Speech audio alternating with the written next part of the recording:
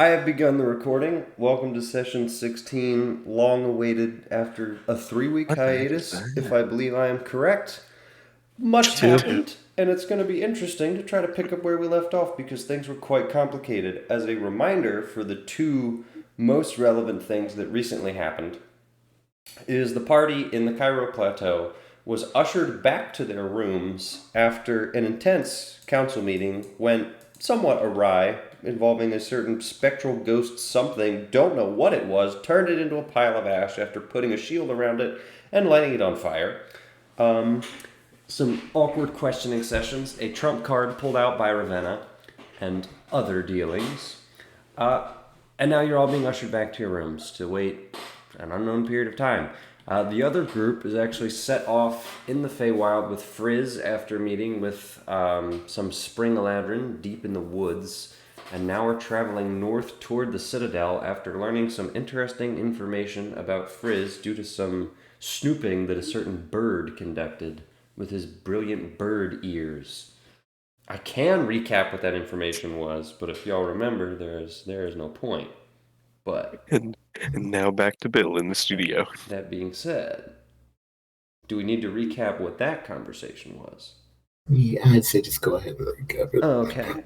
Essentially, following Frizz, you heard him talk intimately with Lady whatever her name was. It started with an E or something. Doesn't matter. Have it written down in a Google document. We had put a hex on him, which you had. should have about 50 more minutes.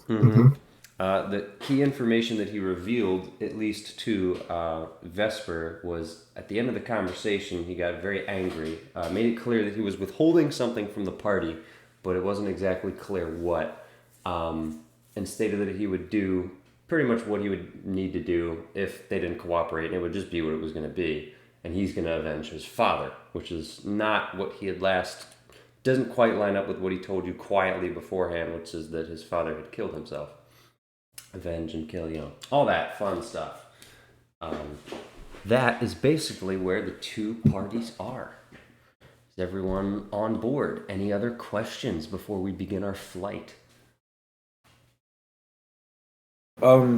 Yes. I'm gonna have a chocolate break real quick. Who let the dogs out? That would be Barack Hussein Obama. Thank you. No further questions, Your Honor. All right. In which case, we resume with the party being thrown back into their rooms, separated into male and female, Ravenna, Cagliari, and Rainey, and Elithor, Smartfella, and Sable. And upon being thrown back in temporarily, Elithor says, "Well, that could have gone worse."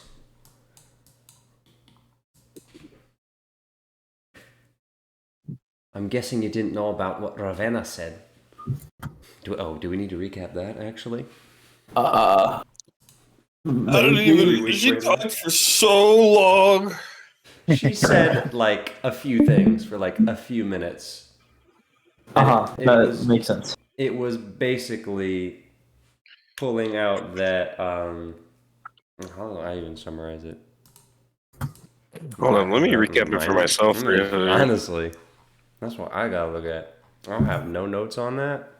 It was basically to join with them against, I think, Malachi. In defeating the greater threat of the Moon Lord, I believe. Because there were, other threats out there, including the Nation of Steel or something. Yep. So And she revealed some details that the elves weren't fully aware. From what it seems, the elves weren't aware that it was known outside of the Cairo Plateau about their proceedings and such. Which was concerning to them for anyone with an passive insight over 14. Yeah. So, it's concerning to me. it is concerning to you. Well, I mean, it was concerning. You noted that it was concerning to the elves. Whether it's concerning to you or not is your own character's business. Are you concerned? How are you feeling, Sable? You need a therapist? Not for these reasons. Yeah, fair enough. All right. Well, Elithor did just ask if you knew anything about what Ravenna was talking about.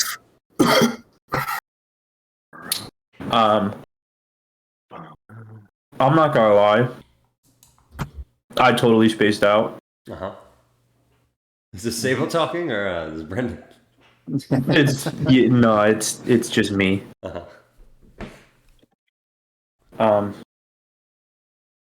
Yeah.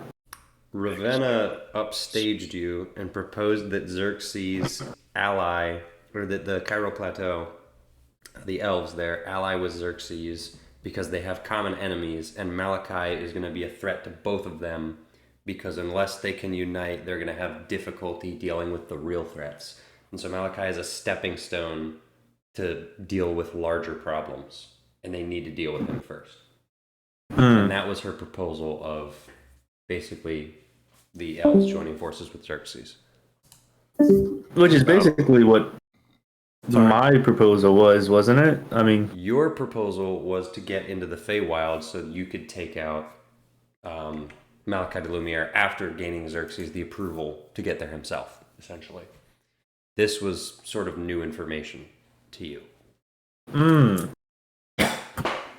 Yes, this is new information to me. Mm-hmm.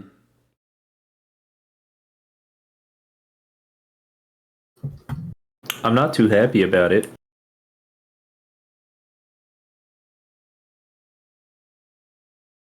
How does Smart Fella feel?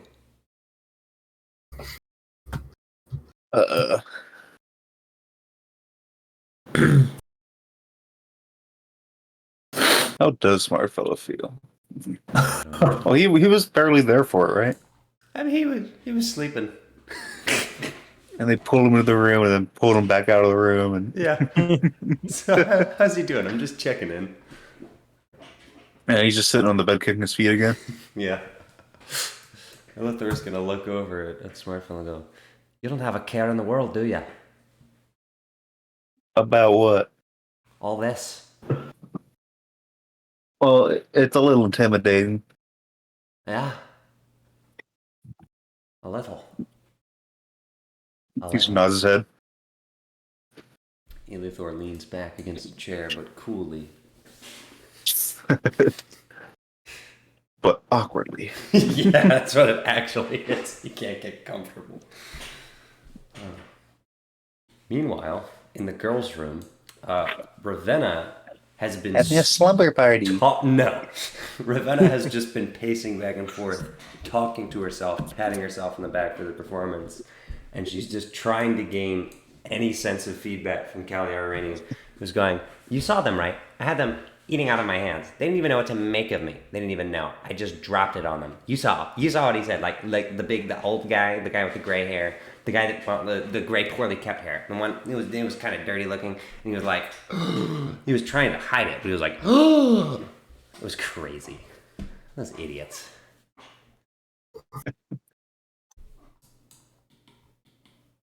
No? Okay, fine, whatever. Yeah, okay. Alright, it's an awkward series of minutes.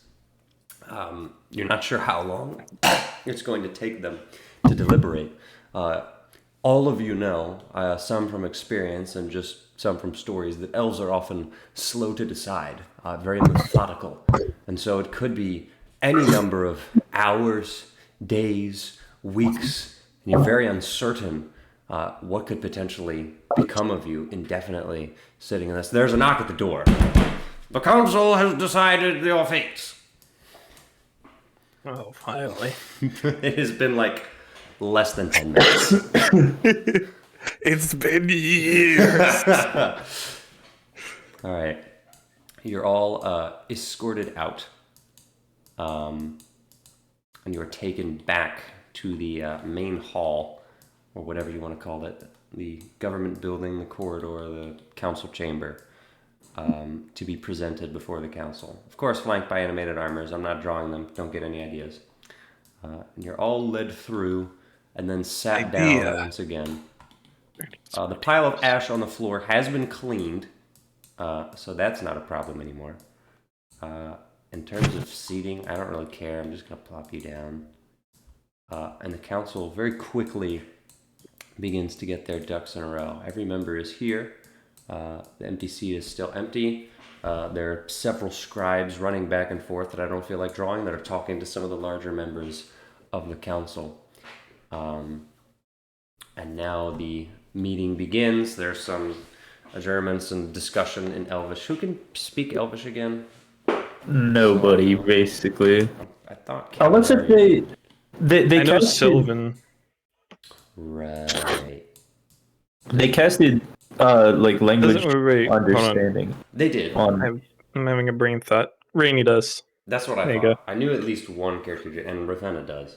But I knew at least one other character did. She does count. She's not real. I know, and at least one does as well. But they begin. And Well, okay. You said the language spell lasts for an hour. yes, Would it still be lasting? it would still be kicked in. Yes. Okay, cool. So the Grand Mediator begins speaking and says, "Oh, what is his voice? I have to find the Google Doc that tells me what his voice sounds like. Oh heavens, it's been 3 weeks." Yes, the session where Trevor looks up what he did last time. That's every session. Sometimes I just have to do it more. Okay. All right. It says monotone Scottish. So here we go. The Grand Mediator says, "The council has decided what will become of you in the short term, and while we still need to act on some directives I've decided that are not under your right to be aware of, we'll be conducting a sort of investigation as quickly as possible, and you'll be under our care of our army, escorted wherever we may require you to be for the time being. For now, you are to stay in your rooms. We are mobilizing quickly, and as we gather information, you will be updated as deemed necessary by the Grand Inspector Malgath Halanth. You're all to report directly to the Grand General, Lucius Van Fab, and you may also be accompanied by Grand Magician Thasaralan Alianelf. It is expected that you will carry yourselves with dignity and not disrupt our proceedings, or you will be court-martialed and killed, as you are now formally a part of our army, whether you agree or not. As political dissidents, you will be functioning as a sort of volunteer brigade for this mission that we have set up. And that is all the information we have to disclose to you for now. Are there any questions?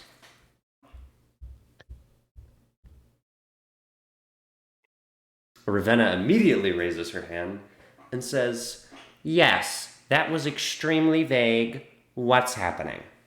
And the Grand Mediator says, "What's happening is you've been recruited and you're to follow orders if you wish to stay alive. This is all within law according to our chronicles and articles in the Constitution. As political prisoners, you have voided certain rights, and we will be using that to ensure your cooperation. But what are we doing? That is yet to be disclosed, and you will wait patiently to receive orders." Ravenna just looks immediately at Cagliari like, "Can you believe this?" I'm not making eye contact. Alright, she immediately turns back to Sable and goes, "Can you believe this?" This is suboptimal. Suboptimal. If there are no further questions, He's you stripping. will be given some of your equipment back, what is deemed necessary, and you will be entrusted with more responsibility and access to our facilities, but you will always be escorted by one of our military, and then one of the helmed horrors comes up in pose on either side of you and says, "Your escort will be permanent. They will do what you do. They will be with you when you eat and when you sleep, until otherwise deemed unnecessary." Is that clear? I require an answer from all of you. Is that clear? Yep. Are we going to be given better living conditions? Our living conditions will remain the same for now, as those facilities have been provided for reasons like this, but due to the extreme circumstances, changes are likely. It may also be required that you'll be able to quickly assemble yourselves to move and relocate at any time, meaning you should keep awareness of what you have on your person and otherwise close to you. Do you mean to say we're not safe in your care? I mean to say that we may be moving swiftly in order to ensure our mission's success. Safety is not the concern. Well, I think the safety of your political dissidents should be of, at least minor concern. The Grand General speaks up and says, "Your safety is not a concern in that your safety is guaranteed, unless you try to do something stupid, in which case your safety will be not guaranteed." You put some stank on that stupid. Oh, shoot. Inspector Malgathalan says, "It is true. I can assure you that there will be no problems with your comfort here so long as you agree to our conditions. We're in no relative danger at any time in the near future." Oh, how comforting. Is that sarcasm? Do I have to answer? You have to answer the DM. The DM has to roll The in. DM has to roll insight to determine whether Sable's being sarcastic or not. Fine, you know what? Don't tell me. I'm gonna have him roll insight, and then based on my value, you tell me whether or not you're being sarcastic. I rolled a 3. Yeah, figure it out, nerd. Alright, Malgath is just gonna give you a weird side eye and then write down in his little notebook. Alright. The Grand Mediator says, "If there are no further questions, your cooperation would be appreciated and we may dismiss."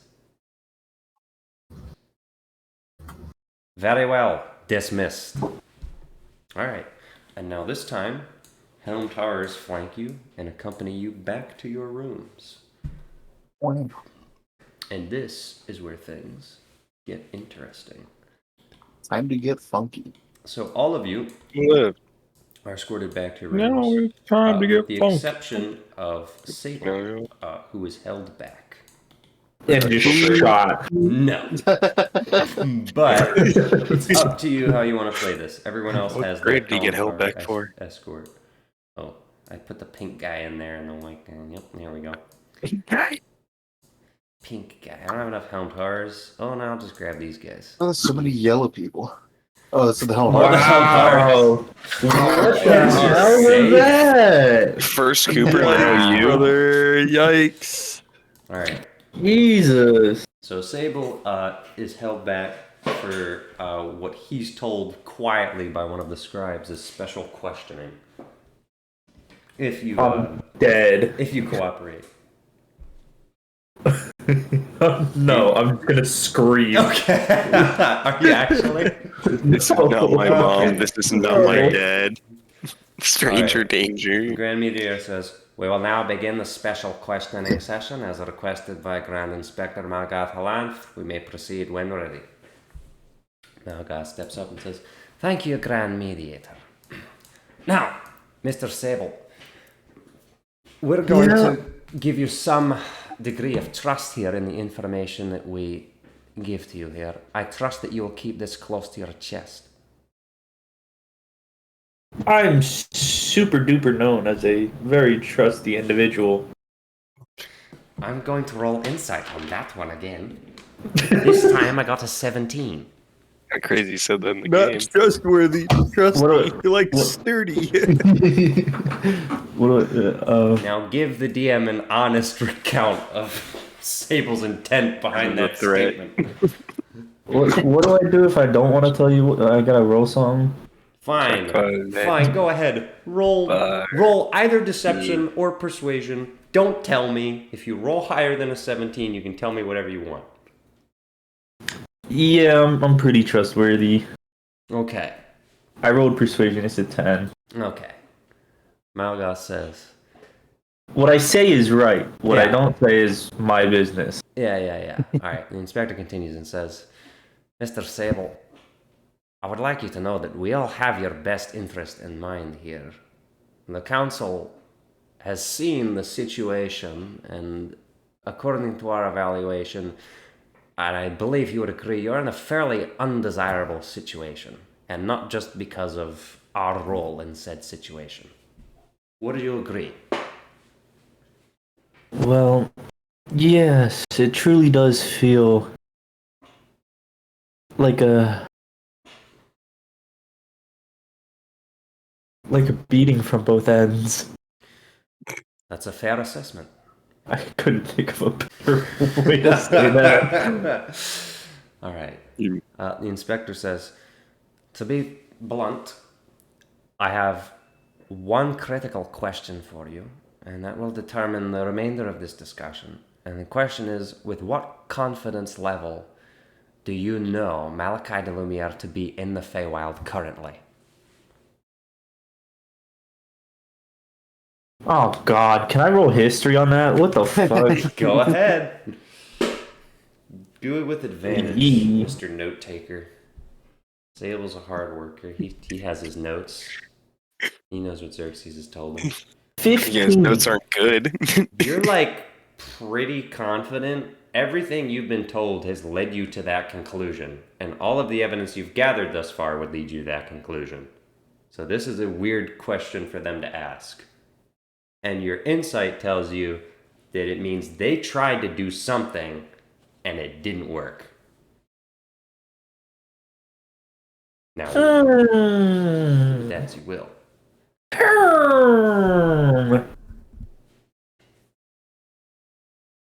So,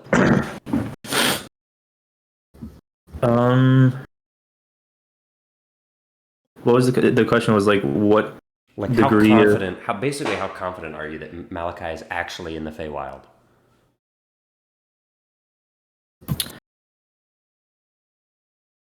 From last I know, very confident.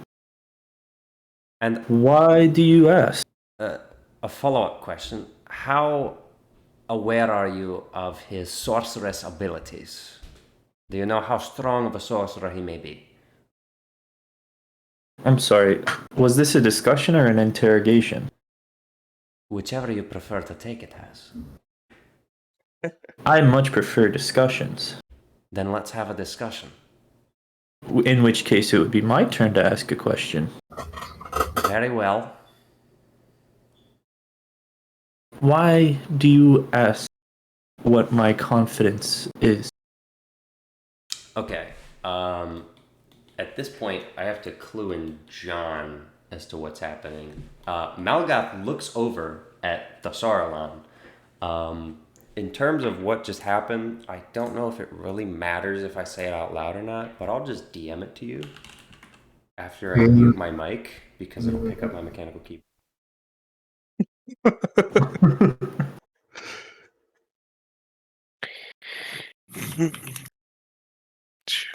That's what happened. We just figured out blues class. So, you got that message? You read that? Nice. Now, the reason for that, and this is kind of, well, actually, I'm not even going to tell you that. I'm just going to, you got that message? Yeah. Okay. Malgath is looking at you for approval as to what he can say, or like if you want to jump into this conversation and just come out and say it, because you're now entering in sensitive information territory. The Saruman is just gonna kind of say, just gonna say, be careful. So he says that to Malgath? Mm-hmm. Okay, all right. Malgath says, let's just say that we have good reason to believe, or good suspicion to believe, that Malachi de Lumiere is not in the Feywild. Huh. A reasonable doubt. How would you feel about that assessment? Let me look at my notes. You can roll anything you desire if you need assistance in arriving at an answer. Okay, well then I'll do that, and then I'll look at my. What would you like to roll? I'm gonna roll history again. Okay. If you want, you can take your last number. What was it? It was pretty high, I think. Wasn't it like at least a 15? It was a 15. I just rolled with advantage, and I got double fives. Okay. But if you want to take the 15, I'll take the 15 because it's really the same line of questioning. Thinking back at the notes and what you've gathered, the thing I want to know is like what the last thing I heard was, because I don't remember anymore. So, the last thing you heard from Xerxes' sources in terms of Malik's army movement was that they shifted, kind of disappeared, and fell off the map, which was unusual. That was one pretty big piece of evidence that something was up, that the Feywild question answered. Another major thing was that Grodger literally fessed up that Malachi was in the Feywild, and it was in his There's notebook. no evidence of Now, that. Grodger's notebook was sort of the ramblings of a madman, but it has been proven to be a gold mine for Xerxes. Knowing that, it's a pretty reasonable assumption that Malachi at least was in the Feywild at some point, if he still isn't There are there. no tapes. So any reasonable evidence that you have from the different sources you've gathered point to him being in the Feywild. I see. Doesn't mean that there isn't room for doubt with the 15. Like, any number of things could have happened. When, like, how long ago was this information? Because No more than a few days did you receive the information. The information in Grodger's notebook isn't dated, so it's difficult to establish a timeline. Meaning that they could have been in the Feywild for a week, maybe 3 days ago, but it's likely that they would have entered the Feywild a reasonably longer amount of time ago. Somewhere like maybe a week, we'll say. That's feasible. You could see that. In which case, as an investigator, you know things move quickly. They might be already out of the Feywild if they were in there a week ago. Yeah. Okay. So it makes things difficult. Jumping on my bed. As of at least a week, I imagine they would have been in the Feywild. I don't know exactly where they are as of this second, but my information leads me to believe they were in the Feywild very recently. All right. And that information comes from Xerxes, I presume, or related sources. Xerxes was definitely a primary source, but I have talked to a few other third-party sources. I see. Where do you think Malachi de Lumiere is currently?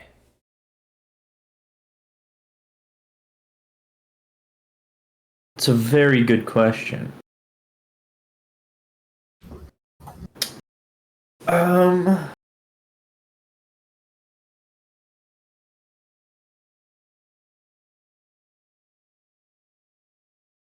Well, as an investigator, I will say I tend to have a fairly decent understanding of people. And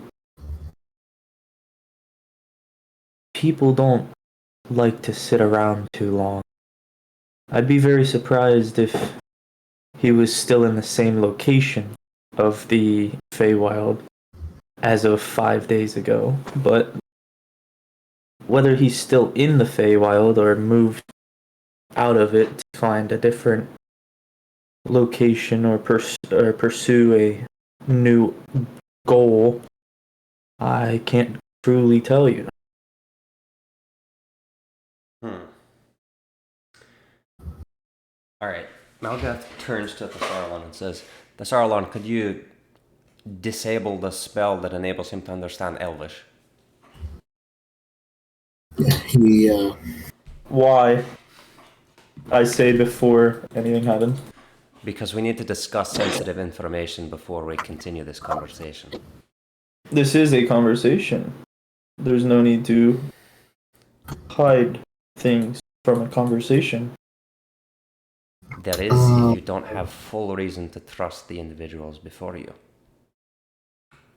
Unless you'd like to do something to demonstrate that you're with us. And would you like to do something to demonstrate you're with me? Perhaps. Do you have a specific request? Continue the conversation. He just looks at the Sauron. The Sauron is already chanting something under his breath. He's going to cast telepathic bond and include the what's the name of that guy? Malgath? Hello? Yeah, no, the guy who has to be there, the auditor. Oh, yes. Yes, the auditor's name. I know the auditor's name. The auditor's So name he's from just- memory is Leovaldan Alienelf. Yeah. Oh, I guess that's my cousin, I guess. All right, cool. Something like that. Yeah, essentially, how many members of the council are there? 9? Yes. Okay. But who are all of them in this right now? Yes. Okay, well, with the spell, he can only do 8, so he's going to leave out the speaker. Nice. Speaker's just over there Well- eating Cheetos. You said you forge a link among up to 8 willing creatures of a choice, so I guess it doesn't include me. So yes, it can be all 9. Hey, look at that. Mm-hmm. So, just out loud to Saruman says, "There's no need for us to discuss. There's no need to stop him from understanding us. It's fine." Well, then perhaps you could explain it better than I could.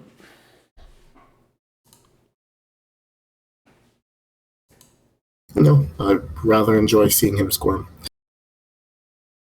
All right. So we're not telling him. Well, he's done nothing trustworthy. In which, Mr. Sable, the cards are back in your hand. If you would like to do something to prove that you're not simply a pawn of Xerxes, we may be able to open up the floor.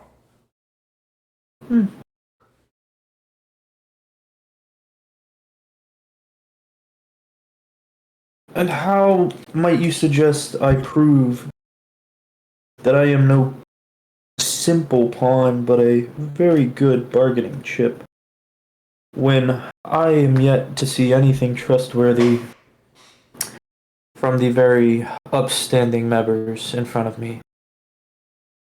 The very fact that you're a part of this meeting demonstrates that we've placed immense trust in you, but there are limits to trust, Mr. Sable. Additionally, you've come to us for help, so it seems like we have cards. The burden of proof is on you.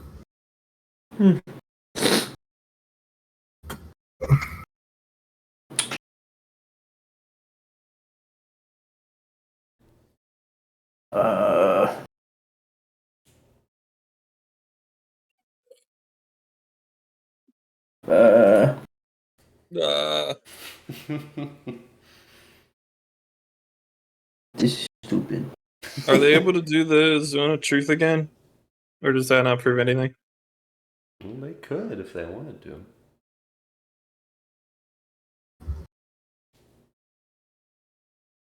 I know Sable wasn't there for that, but I don't want you to forget that that's an ability they have shown. Oh, To have. it is an ability they have shown. Well, I think the truth that Sable wishes to find is absolute and triumphs over any what's the word? Allegiance? Yes, which he might hold. Right.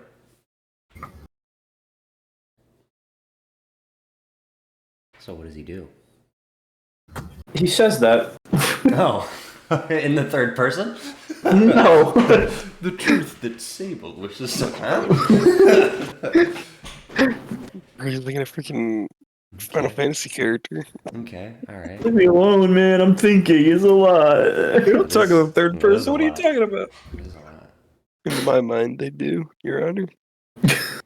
In Okay. which case, In my fanfiction. Malgath will insight check. Kingdom Hearts? I would like you to make a wisdom saving throw, I think, but let me check. Might have been actually thinking about Kingdom Hearts. A saving throw. Yes. No. Is it about the dark part of Cloud's heart? I cast Brain Rot. Charisma saving throw. You're a monster. Pulls up his character sheet, looks for his lowest It stat. really did pull up the character sheet. Like, actually, I though. did not. I put up the spell. 20. 20? Okay. Yeah. Well, that's unfortunate, so never mind. Do I get to know what it was? Do I get to, like, forfeit the saving throw? If you want to. I'll tell you what was happening is Malgath was very subtly trying to cast a spell on you. Which one's Malgath again? The Inspector. The Inspector? Mm-hmm. And this one's my arch nemesis, right? Yeah. If you want him to be that, sure. He indeed is. In that case.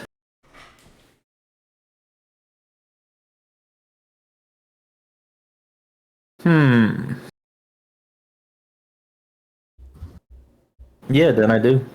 You forfeit the saving throw? Yep. Oh, so you fail intentionally. Yep. Okay. He immediately asks a follow-up question. And is that the truth?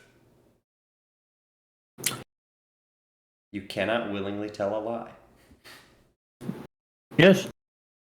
Okay. Malgath looks at the Sauron for approval. Unfortunately for all... Malgath turns his head to see what Sibyl's saying next. Unfortunately for all involved with me, I tend to be quite a selfish man. What do you mean by that? Well, you may have your agenda, and I may have mine, but oftentimes we can align ourselves to progress mutually. I've set that on a target before. Roll for persuasion. Oh, plus 0. 14. Okay. Alright. Well, Malgath says, at least we know he's honest in this case. Aw, you guys are so trustworthy. Well, that suffice. Can you Also be so sarcastic under trustworthy. Zone of Truth? What do you mean you guys are so trustworthy? You can't knowingly tell a lie. So trustworthy. Little forfeited my saving throw. The council is deliberating. Sable, you're looking around, and there's nothing being said, but there's a lot of thinking. What's your passive insight? Very high. Is it higher than 18, perhaps? Passive insight is 20. Okay. They're telepathically talking to each other, and they thought you wouldn't notice. You're like, yeah, what do you want to eat for dinner tonight? Like, Yeah, no reaction. Okay. The room is silent for a while. And after that, the Grand Mediator says, I'm just tapping my foot very loudly. okay. After a prolonged silence, the Grand Mediator says, if there are no further questions, then Mr. Sable may be dismissed. The Oh. Inspector says, there are no further questions. What a short conversation I had compared to the conversation you had. What are you implying, Mr. Sable? Do I look that dense? You look to be a man of average density.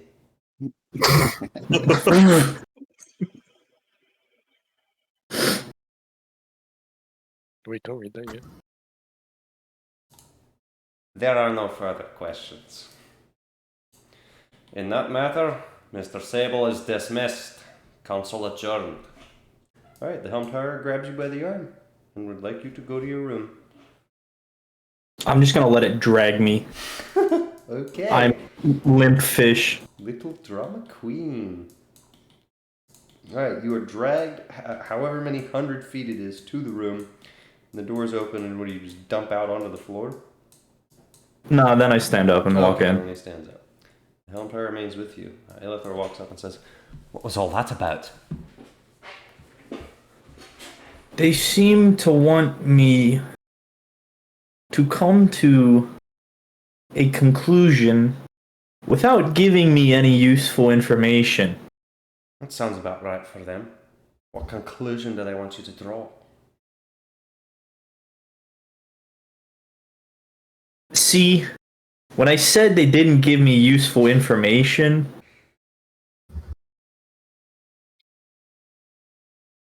they didn't. So has anything practically changed for us? I'm gonna pull Illithor in, Uh-huh. and I'm gonna give the Helmtor a little shoe. Uh-huh. Little It's just gonna shoe. stand completely still staring at you. It doesn't move a muscle. I'll whisper in Illithor's ear. Mm-hmm.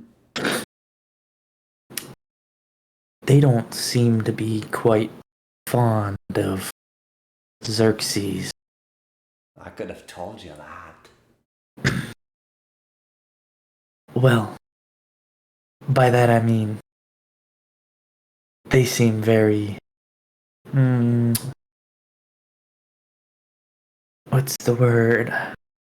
Antagonistic. Yes, antagonistic. That's a great word.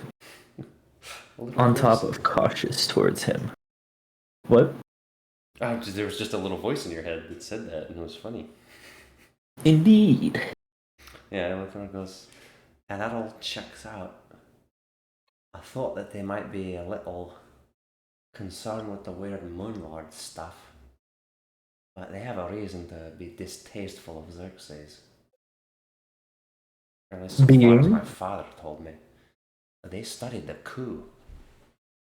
The inspector's office has piles and piles of assembled documents on how it all went down. All of it confidential.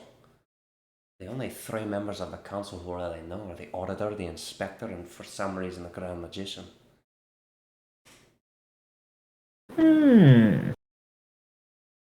They're making out. What? Oh, they're so close. Okay. Sorry. Professional workplace distance. It's just so tasteful. Nothing. Yeah. Okay. Okay. Moving right along.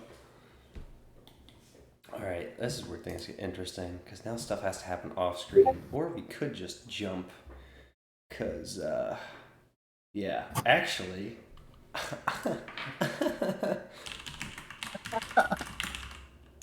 Just tell that man to roll a dice. Which man? Me man? No, a secret Me man. man? A secret man. Oh man. Yeah. Oh, a secret man? A secret man. A secret man. You want the secret man to roll the die? Secret. I've got a All right. Yeah, make the secret Yeah, he'll man roll it. die. Oh, I have to turn on hardware acceleration. What's the secret? What's he gonna roll for? 26.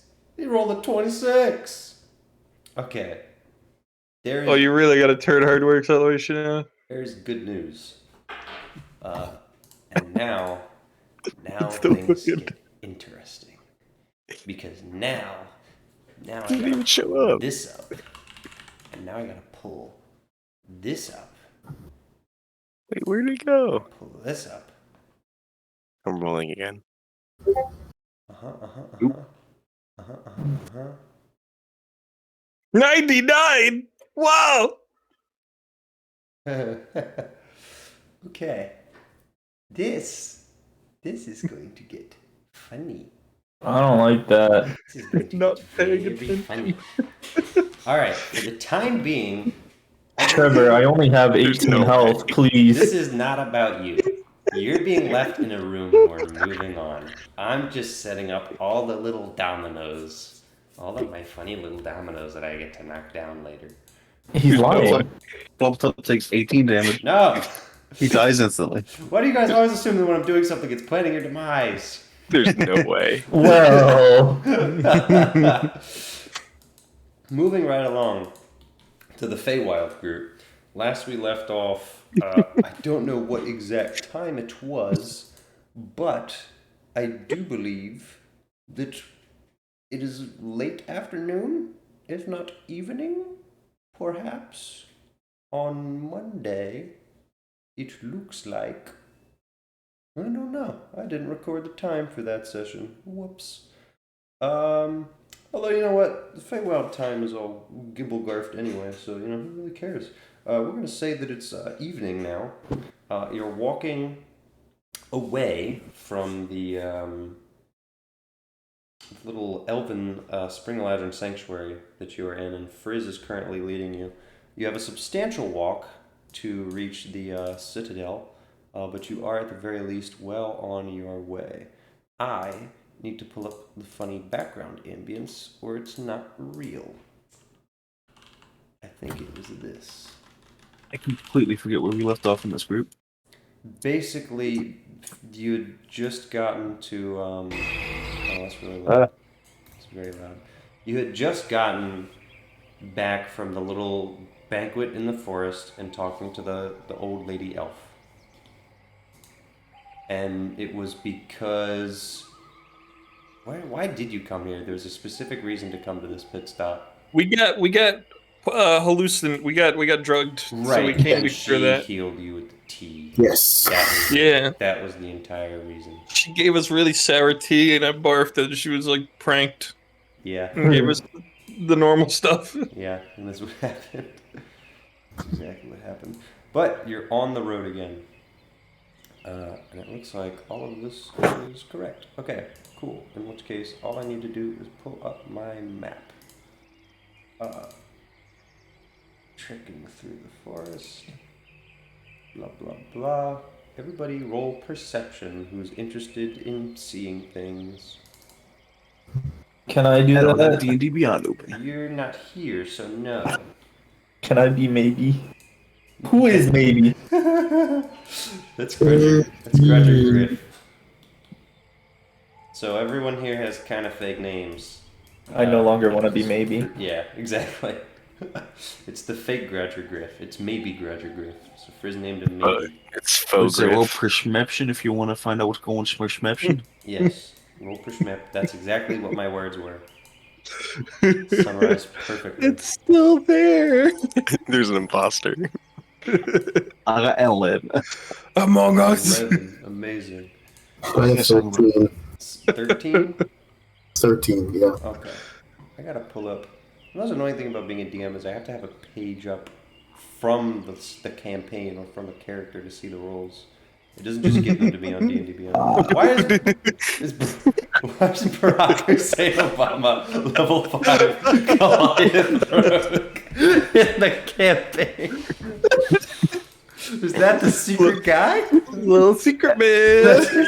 When you said a secret guy's gonna make a roll, I went, this is my chance. It was Obama the whole time. My fellow Americans, plus 90, strength-based. What have you done? This is a crime. I can't believe you'd do the 45th president of the United States like that, or 44th, I don't remember.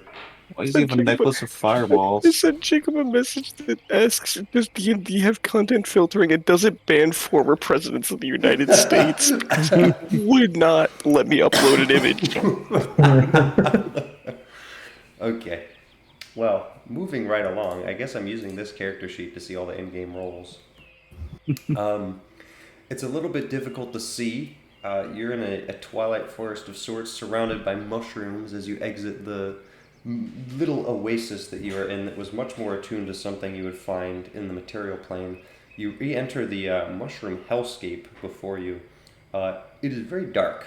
So those of you who don't have dark vision, which I don't think is many of you, are struggling a little bit, particularly because the floor is full of vines and roots and potentially poisonous mushrooms that you don't want to step on.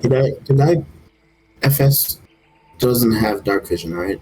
I don't think he does. I think Correct. he's a human. But I think I taught him how to make light. You did. So if he wants to, he totally can do that. Yeah, I'll do light. Look at that. I'll just have like a ball of light on my staff. It's now much easier to see your Or my spear. surroundings. My spear. Frizz is acting as your guide at the moment, and currently he's saying, as we travel further north, it's going to get a little bit dicey. So, first of all, there are these spores that you need to avoid because even us elves don't handle them too well. What in the world is that? And I guess I need to turn on streamer mode because Cooper just posted ChatGPT rambling. Fuck. Just hold on. What the fuck is Willowbrook? No, I'm ignoring it. So we got jump scared by horses and you guys ended up in Willowbrook? Where No. Stop. Oh, Jacob. Don't let not in Cooper derail the campaign. We're moving on. Frizz was in the middle Derailed, of bro. We're dead. This is. Frizz is giving important information. And what he's documenting is that there's spore heads that emit a toxic gas that even the elves themselves can't handle, even though they've adapted to the air as it gets staler and staler near the citadel. So he says to be wary of them. They look kind of like mushrooms, but they're black and they're speckled, and they have like a little hole in them where they just emit their gases. So don't approach them. Don't approach the black speckled mushrooms with holes in them. Got it? Yes. Great. If any of you die to them, it's no longer my fault. It was the yellow mushrooms, right? Yeah. He says this, but when I get hit by the freaking boulder, Black speckled holes with mushrooms in them. Yes. blue flower, red thorns. All Blue right. flower, red So thorns. Frizz is walking forward, So it'd really help if I wasn't colorblind. and it's getting more and more difficult as you go on. Realistically, it's only a few hours of a trip. You guys have done a lot of the walking already to get there, but it is getting late. And because of that, there aren't many great locations to stay. Frizz has one little hideout, but it's not super big.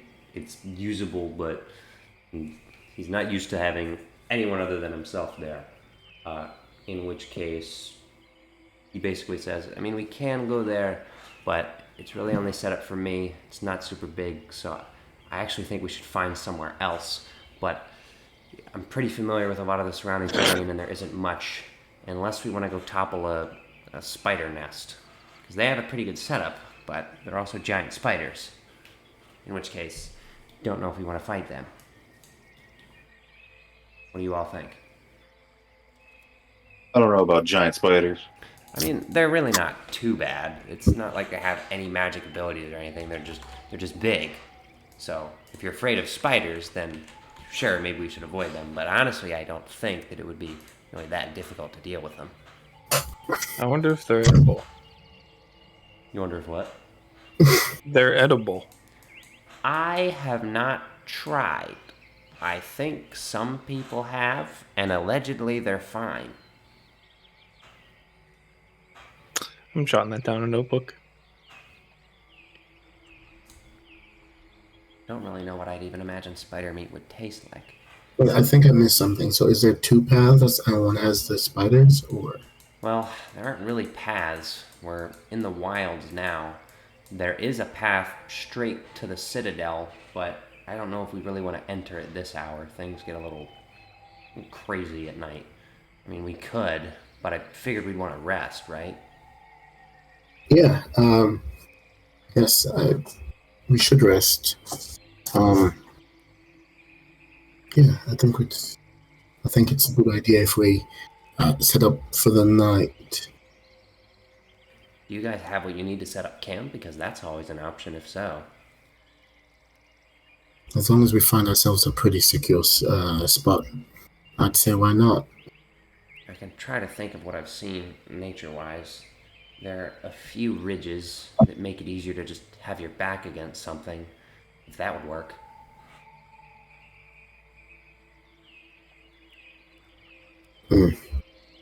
Sure.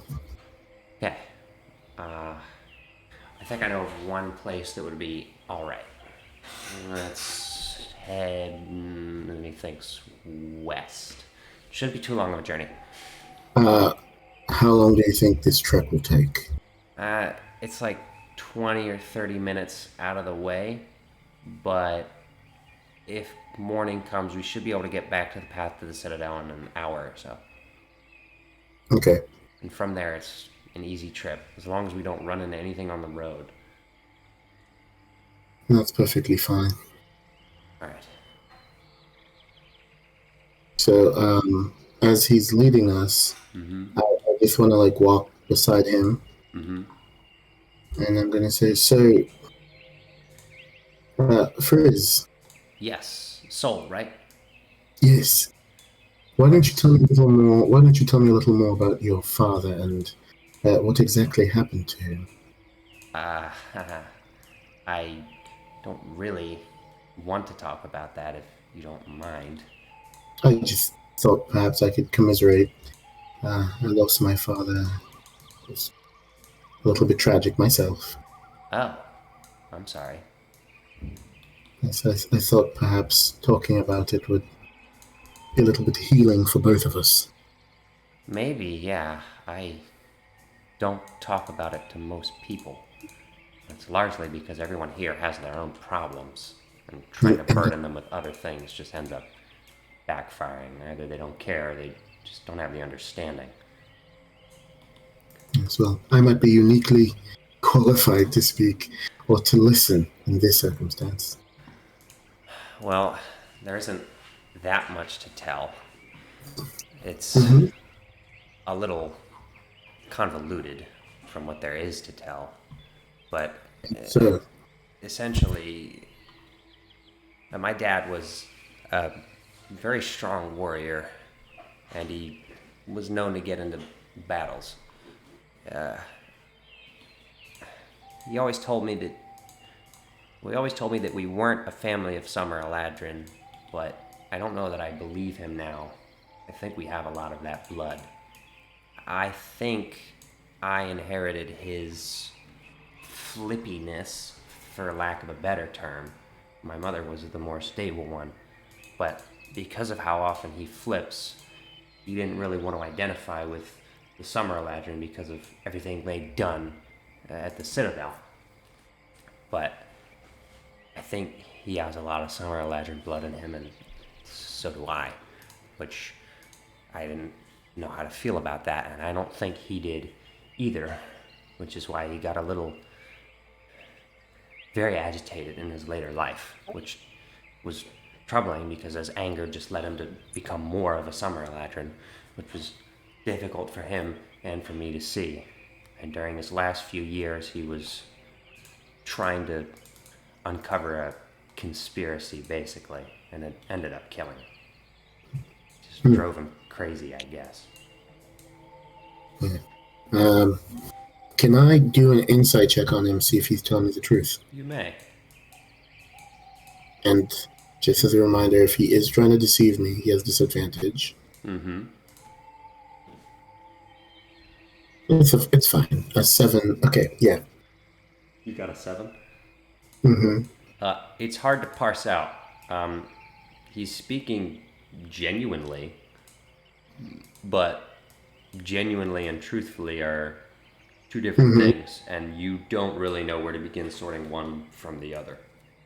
Yeah, I keep my face neutral and just talking. And so these archives, it seems to be a key focal point or of interest of a lot of people here in the Feywild. Yeah, my father was interested in them. Curious. Not really. like you said, everybody's interested in him. I guess not. Did he think perhaps there might be some key to the flipping, the switching between seasons? No, for him it was always just an ailment. And it's the same for me. It's just something you're born with that you have to deal with. It was never about that for him. It was just about understanding how we got to where we were. He was a historian. He was a warrior, but that doesn't mean that he wasn't a scholar as well. A lot of people were unfair to him, and he was just someone who was good at killing. But we learned that as a necessity of living in the time that we're living in, and from his father and his father before him, things that were just passed down. But he made himself into a scholar, and he was always discredited because of his inability to regulate himself, which is why I try to keep myself in this state as long as I can. It's Autumn Eladrin, which is me trying to be helpful, trying to be calm, and trying to think about things that could keep me this way. I don't want to not be in control of myself. Believe me, I understand. A large part of what I've been dealing with is discovering the truth of who my father was, and I know what he's told me and what he's said, but a number of people seem to believe otherwise, and so it is, in a similar vein, it's my duty to, I feel, to avenge him in a manner of speaking. Does that make sense? Yes, it does. There's a great degree of forcefulness in his voice that was not present in his previous game. I'm gonna inside check him again. Okay. He's gonna punch him in the face. I got an 11. It resonated with him. Okay. I should be way more insightful He before I do this. asks, was your father an important person? Well, he certainly was to me. And, for a time, to our country. That's what I was going to ask next. If he was in politics. My dad had a bit of that, but not much. Well, what is politics like here? Arguing. He who shouts the loudest wins. Which is why the So Summer not much Eladrin have maintained control of the Citadel. So not much different. I guess not. I've only heard stories of what it's like on the material plane. The problem with politics in the Citadel is that the Summer Eladrin will things into being through their strength, and the Winter Eladrin they're thoughtful, and from what my father said, they have the best interests of the Citadel in mind, but they're just inactive. All they can do is talk, and they don't convert their words into actions, unlike the Summer Eladrin, who lead with their actions. And then Yes. the Duke is typically a Fall Eladrin, and is kind of just, well, he's a good guy, but he doesn't have control of the Citadel anymore. There's a Yes. few people that respect him, but he's not really a political power. Which is funny, because in the old Constitution, the Duke was supposed to be the head of every city. And so the Duke was like the governor, the facilitator, not necessarily a king, but someone who organizes and interacts with the council and ensures that they're in check. And now the council just does its own thing, and the Duke can't control them. And the Summer Eladrin are just a military state. Well, state is a strong word, and they're just a military.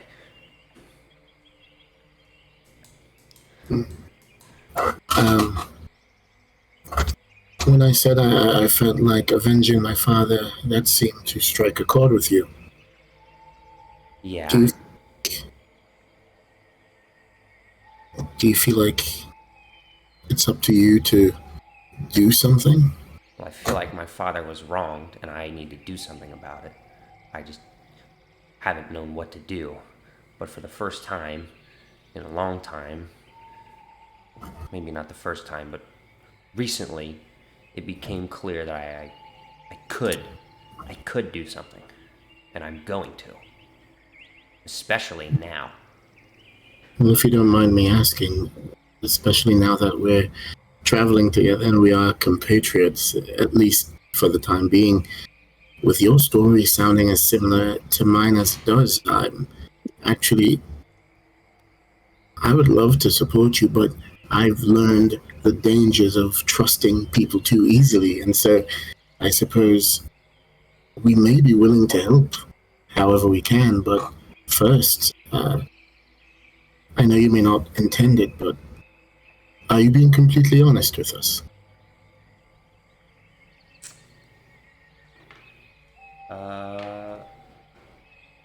Would you like to roll a persuasion or a deception? Oh no, I'm being persuasive as heck. Go ahead and roll a persuasion. Not 20. Okay. 28. Get her done. All right. He stops walking in his tracks, and then he looks back at the rest of the party, who I imagine has heard this conversation. Yeah.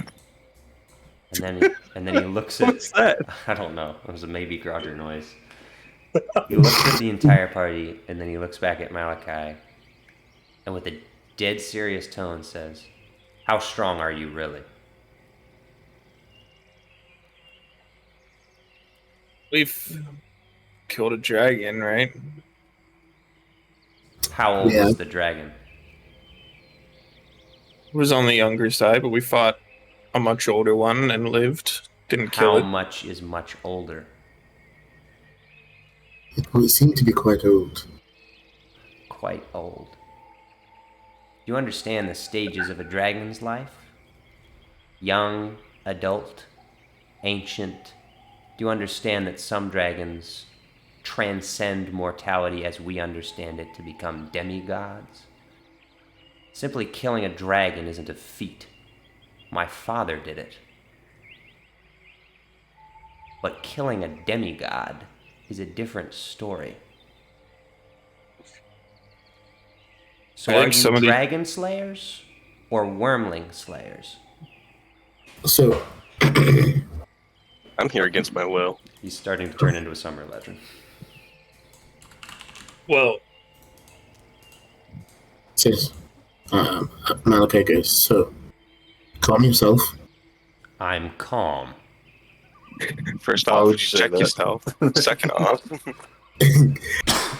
Well, the interesting thing about you, Eladrin, is that sometimes it's quite easy to tell when you're not calm. Just However, because I understand. So, just because I let myself enter a state of mind doesn't mean that I'm not in control of my emotions. Most people assume that because the Eladrin change on the outside, that they can predict what they're feeling on the inside. You can't. It's not that simple. So take notes, but don't tell me how I'm feeling. I also did not tell you how you're feeling. I just You said, told me I needed to calm down. Do Yes. I look agitated? you sound agitated. I'm focused. just ask us what he looks like. I don't know what he looks like. There's a thin line there. sounds like he's chopping meat. And again, this all stems from my question about us possibly allying with you. So, What do Rather you than- believe about prophecy? Privilege. well, that's a sort of sore subject with me, but Why? for the most part, I do believe it. Depends on the prophet, right?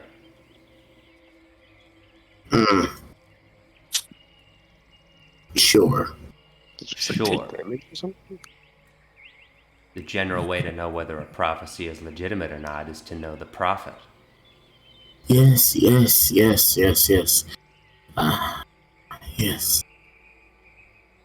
Prophecy actually to me seems more of a burden, but It always is. Because it So- gives you the rules by which you have to live your life. doesn't it? Actually, I don't see it that way. No? No.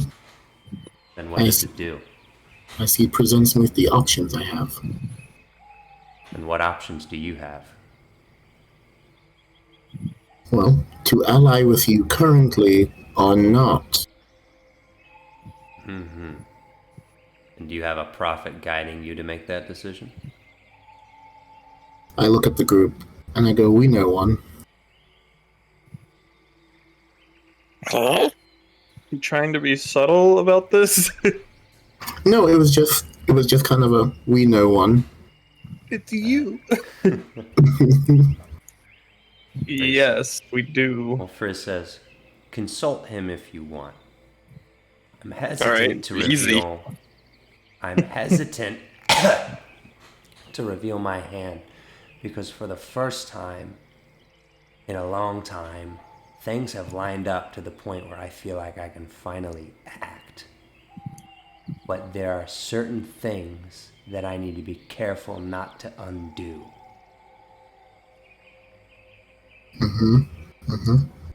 I'm bound by the rules set before me. Some things I can't change. And some things may make certain individuals run from their fate. It's like listening to Freebird. So if you have a prophet, feel free to consult him should you find him trustworthy. But know that I have a prophet as well. And I can assure you, he was trustworthy. What I can't do is divulge the prophecy. That is for me and not for you. Unless we find out more. Unless I find out more about who you all are. So, the first question you asked us was about how strong we were. Yes. Suppose my counter question would be, how strong would we need to be?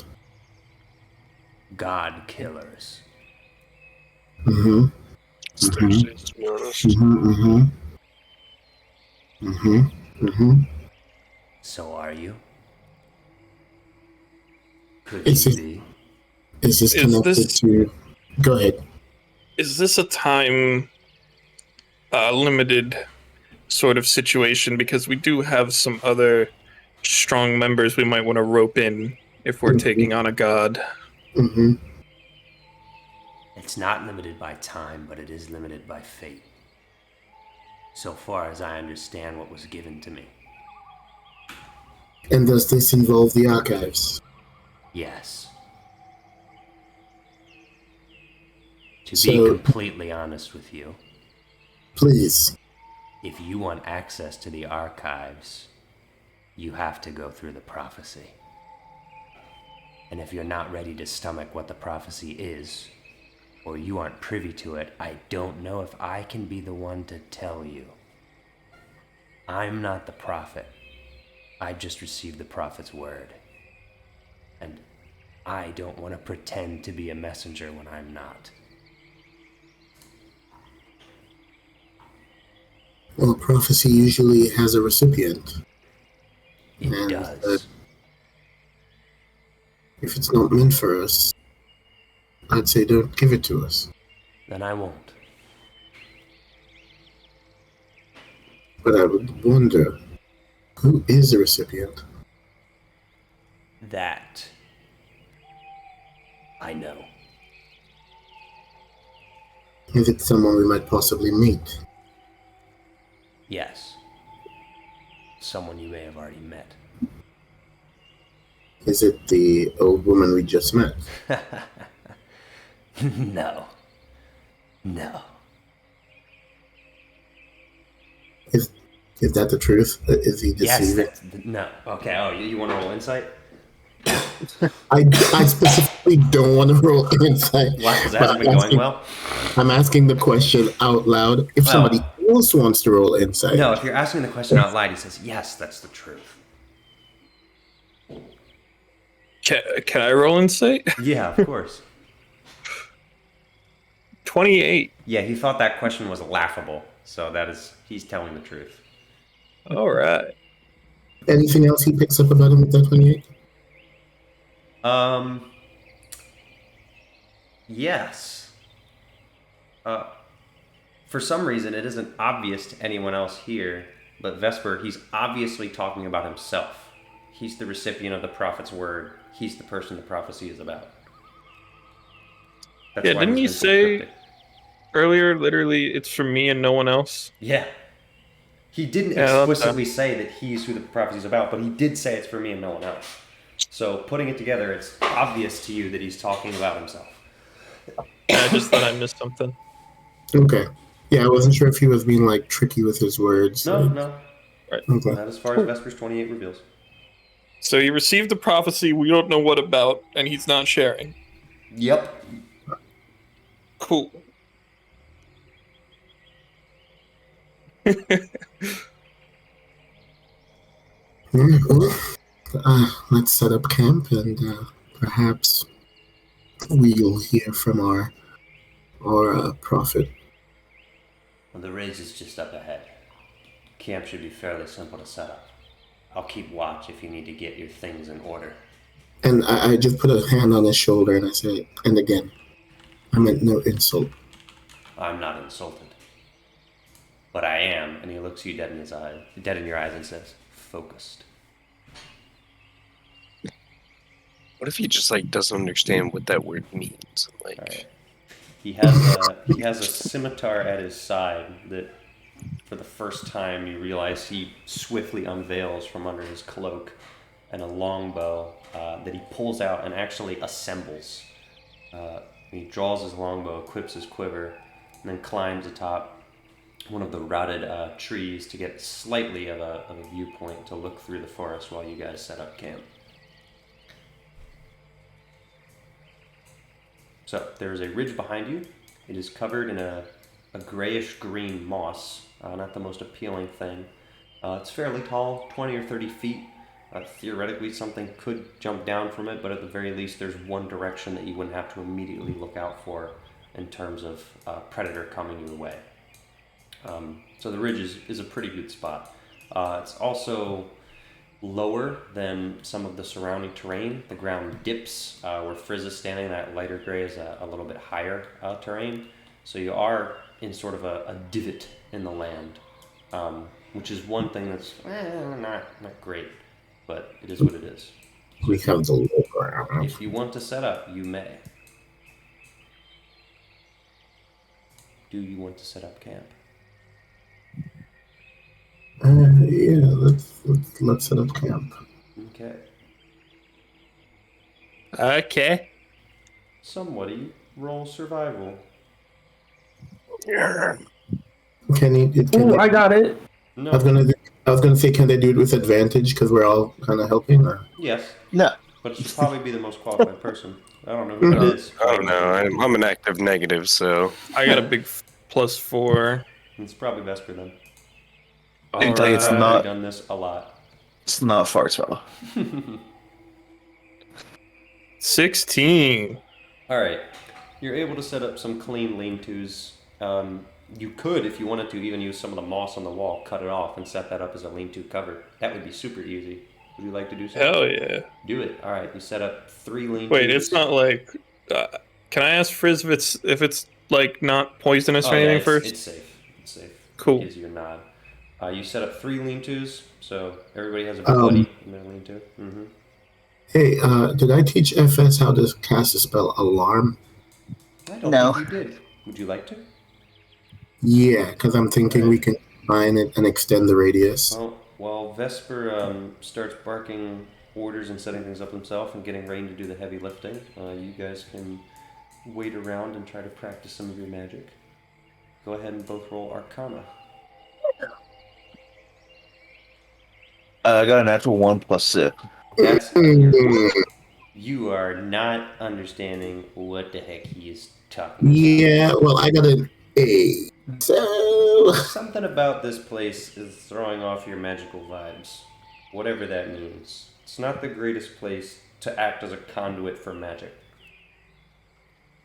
Which Well, might explain why FS's light spell was kind of dimming in and out. At first, it thought it was just probably his inexperience, but now you're realizing that it might actually physically be something in the area. The magic is weakened here. I'm gonna start doing the actual ritual spell for it, and as I do it, I'm just gonna show FS so that like when I teach him later, he'll have a frame of reference. Okay. Make a saving throw of whatever your casting is, which should be charisma, right? Charisma saving throw. Don't fail me now. 25. All right. You feel like, metaphorically, you're gathering every scrap of magical energy in the area you can to cast this spell, and it's extremely difficult to focus for some reason. But you manage to pull it off. An alarm has been set, however you desire. Okay. All right. Okay, Set so up 3 little 30 feet. It's a 20-foot cube. So Pretty much enough to cover a majority of the camp, or further out. It kind of depends. okay. But yeah. I'm guessing if we're doing 2 persons per lean-to, it's maybe in Wizard, Bird, and Rain, and Soul and Dryad. Mm-hmm. Sure. Okay. Does Riz need a place to stay? No. He's an outdoorsman. He'll just chill. He's also not going to sleep. He's just going to keep watch the whole time, if you allow him. What a legend. I still think one of us should keep watch as well. Okay. Well, then you're going to have to elect someone. I can do it, at least for a little bit. Yeah, I'll take a shift as well. Okay. I mean, I probably wouldn't even need to rest, but Okay. it's fine. We can do shifts. Yeah. All right. Who's got first shift? Bird? Bird. All right. Bird has first shift. Bird slept. Let me last tell you, night, Wizard right? is conked. Yeah, I figured. Bird is what? Bird slept last night, right? I presume. I guess so. I don't know. I don't Okay. remember. I don't think I'll make you do a con save. You're probably fine.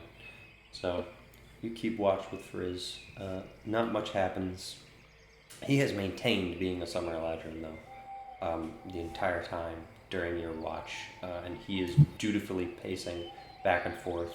Is he included in the alarm spell, so he doesn't trigger it? Mm-hmm. Okay. I was going to say, I'm assuming an hour has gone, right? Yeah. Mm-hmm. Okay. So my hex has worn off. Got it. All right. Pretty uneventful shift. Nothing too crazy after the first hour passes by. Is it a 2-hour shift or a longer? And this counts as a short rest, correct? This is at the end. It'll count as a long rest, but we're not there yet. Okay. Okay. Yeah, I think, 2 hours is, 2 hours is the limit. So Okay. All right. Nearing the end of the 2 hours, Frizz perks up just as you're about to like trade off with whoever your next person is. Frizz perks up and then walks over to you and says, "Bird, you see anything out there?" do I see anything out there? I don't know. Do you, Mr. Perception Man? Do you need me to roll, or is the You can passive take your 20? passive, or you can roll. It's your choice, but you have to choose before I tell you anything. I can take the 50-50 chance. I shouldn't have done it. It's a 12. Okay. I'm tired. I want to go to bed. Actively trying to look. You're tired. You don't see anything. So what do you tell Frizz? I don't see anything at the moment. You have dark vision, right? You're what, an owlin? Correct. Are you a fae? That's not a. That's a DM question. Hold on. That wasn't Frizz. Well, you see, that's a weird, complicated thing to ask somebody. I think that. No, it was a DM question. No, it's not real. No. Distant. Kin I am a. distant I am a kin of human. giant owls from the Feywild. Oh, Yes. Shoot, look at that. So Frizz knows what's up. I don't count as a fae, but You don't, but you're descendant of fae. yeah. All right. Frizz is just gonna kind of like, okay. I don't belong in the Walmart, but I'm He's descended gonna from the look Walmart. around. He's gonna say, okay, whatever you say. A few seconds later, a dark figure, animal-like figure, crawling along the ground, slowly makes its way forward. And Frizz immediately reacts, draws his bow, and immediately attempts to shoot it several times, getting off 2 shots. And this might be really funny. He might have missed both times, which would be hilarious. He, in fact, missed both times. It's about what I expect from Frizz. He's a legendary warrior and the president. Got a lot of big talk. All right. The spider steps back a little bit. Frizz immediately looks back at Bird, who I'm presuming now you see the spider, although it is dark, perhaps not. It is, in fact, a giant spider. Frizz let off 2 quiet arrows. No one else is awake yet, and he hasn't bothered doing so. But it would be your turn if you want to roll initiative. Never mind. Sure. Frizz got a nat 20, so you're not up unless you roll higher than it. Oh, well, I know a character can do that. No, I'm not. I'm not. You're not going in front of him? No. Got All a right. 15. In which case, Frizz is, forget it, and immediately pull out his longsword scimitar and dash for the thing. This time, he'll end up hitting, dealing a total of mystery number of damage. Wow. And you'll hit the second time. Missing no. Also mystery number of damage, immensely weakening the spider, who I don't think goes yet. I believe now it's back to you, Bird. The spider just lost like 5 legs. Well, I'm gonna do a big, full turn crossbow shot. Okay, go for it. 27 to hit. Yep. With sneak And attack. then, yep, because I did the advantage thing. I was gonna say because Frizz is right near that too. Oh, also that 18 total damage. All right, that'll Piercing. do it. How do you want to kill it? Just straight through the eye? Yep, just straight at the head. Straight through the head. Crossbow flies through and lands on the ground behind it. And Frizz just gives you a nod, cuts off the head for safe measures, grabs his arrows, grabs the bolt, and then drags the spider over and says, "Well, it's one way to end your shift. You want to find out what it tastes like?" Sure. All right. Takes a In beat. which case he throws it on the fire and he starts laughing. I need to Google something. I'm a spider. I eat He bugs. begins setting up a You're a fire. spider, I'm you an eat apple. bugs? Yeah, he's a- I eat bugs. Spiders eat bugs too. It's one of my favorite things. They do. They do that. Alright, It's a you cross guys begin between setting up a chicken and fire cod. At the end of your shift, Frizz shifts back to an automaladrin and says, "I don't know how this is going to taste. It might be a little bit gamey. Also, we need to shave the legs because they're hairy. Do you have a Like a knife?" cross between chicken and cod. That's what Google says. Chicken between I probably have a bland. dagger. Yeah, I have a dagger. Yeah, shave Yeah, the bland, legs, rather- pull the hair off. Like a cross between chicken and cod. And then he goes, "I'm going to cut up the chest and see what we have in here. The Beware head of has one the thing." delicate Chicken and white cod, what a wide gamut of flavors. And then Frizz says, "Beware of one thing, it has poison glands. Avoid them. They should be here." And he slices it open and then pulls them out intact. He says, "You want these? They're pretty useful. Could be useful. Yeah. I'm gonna take them. You're a better shot than me. You stick them All right right. in this sack, you got a poison arrow instantly. It only lasts Very a few nice. days before it dries up, though." Alright, so you All have a right. little poison gland that you have for like 3 days. You can draw little poison arrows out of. Or poison bolts, whatever you choose. You can coat them as a bonus action. All right. Alright, you begin cooking the meat. Frizz lights the fire. And you wanna try the cooked legs? You wanna go for the abdomen? That's where the white meat is. Yeah. I don't think the legs are gonna have much. I think spiders have like hydraulic systems. The legs This is don't. the head and the body have the white meat. Yeah, there you The go. white meat is in quotes. So Delicate. All right. So which part of the spider are you eating? I don't know. The the legs are crisp. not the legs.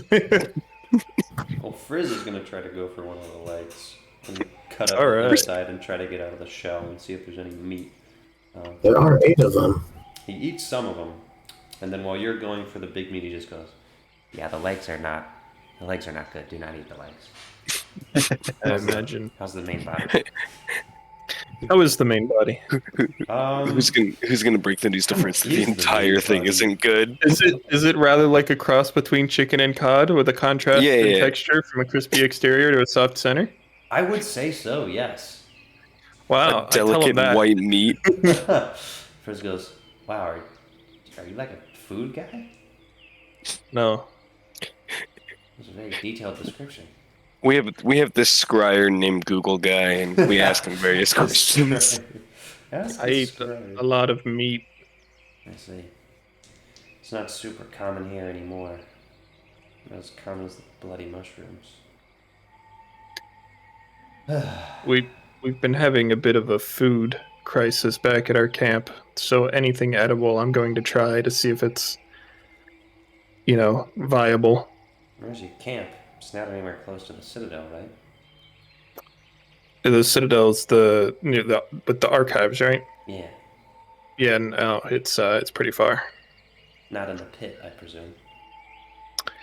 That's further north, isn't it? You're in the pit. The birds dropped you off at the border of the pit where you descended down a Oh. mud slope, so you presume he's talking about that entire geographic area.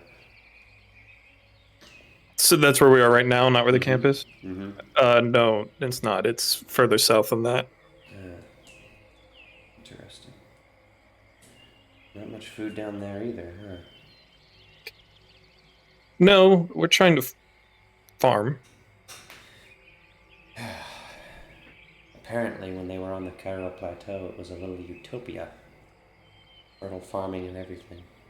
There are spells you can cast to improve crop yields, but the magic is weak here. Do you know what could be causing that? I have some theories.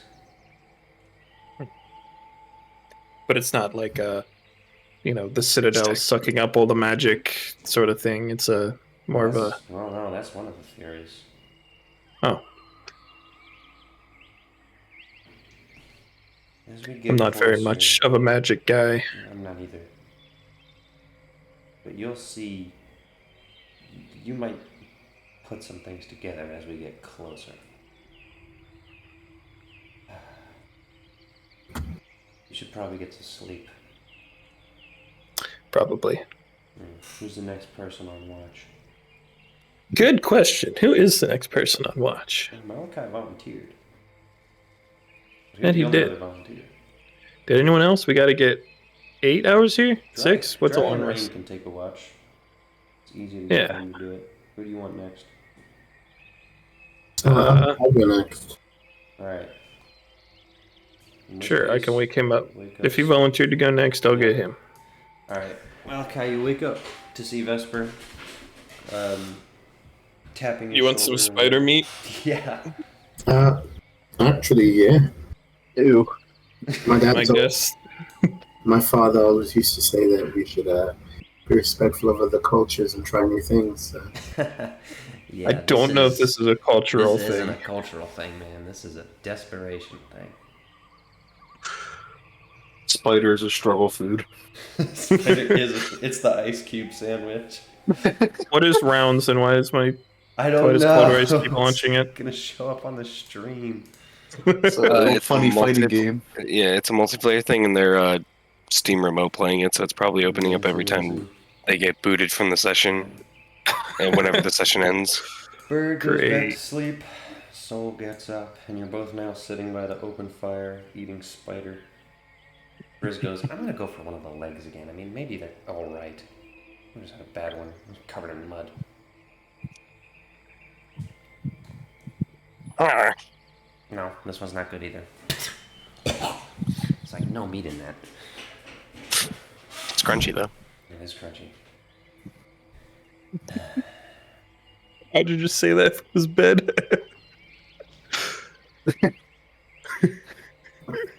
Muffled. It's crunchy though. I somewhat like it, I'm sure. Yeah. Riz is staring at you intently.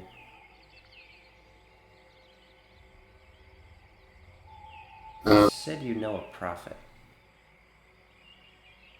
Mm-hmm. Who? A prophet of Bahamut. It's me, of Of course. Bahamut. Yes. Silver dragon? Platinum dragon. Yes.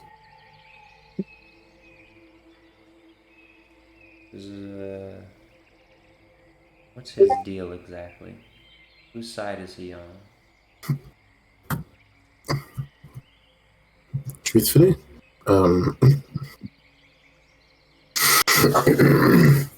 thus far, it's a little difficult to tell Why sometimes. is that? Well, prophecy can sometimes just show you an obscure vision of the future from what I've understood. And so sometimes it's not quite clear which direction you're meant to head until you're there. But I can say that Bahamut in particular, from what I've discovered, he leans on the more benevolent side of the scale. Isn't his whole thing solving things by talking?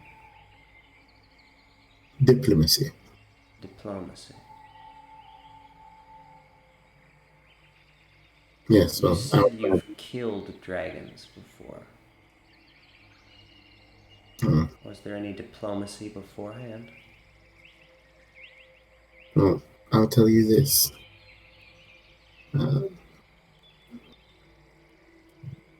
That was a different situation. Not one where diplomacy could be used. It was one where diplomacy was actively refused, I believe, if I recall correctly. Refused by the dragon? No, actually, the dragon, in fact, was, we discovered afterwards, was under someone else's control. Huh. However, I have a particularly soft spot for dragons. He stares at you intently. How's that? I start poking at the fire with a stick. I'm just kind of. My father used to tell me stories. And of course, you know how parents are. You don't know what's true or what's a legend. And he would say that our family was descended from dragons. His eyes go wide for a second, and then he tries to act like it's no big deal. I'm going to pretend I didn't see that. And then just like continue poking at the fire. Can you believe that? Imagine being descended from dragons. You look more like an Azimar to me. Curiously, it's these blasted big eyes. That's all. Let's just say I have very interesting parents. Clearly. But to be sure, if I shut my eyes, I look as human as anyone else. Wish it were that easy for me. Well, I point to the white parts of my hair and say, well, perhaps I'm being overly generous with my assessment of myself. Listen, I can't help but get the feeling that, are you concerned about this prophecy? like genuinely concerned, or is it something that drives you? Why can't it be both? That's a good answer, and I understand that. Biggest thing I'm worried about is that I'll screw it up somehow. That Hmm. I'll act at the wrong time, or work with the wrong people, or do the wrong things, and that somehow I'll... Well, my biggest fear is that the prophecy isn't for me, and that somehow I'm deluding myself like my father did. Sometimes I think I have no reason to believe that it's about me, and I'm gonna die like he did. And it's all gonna be in vain. Uh,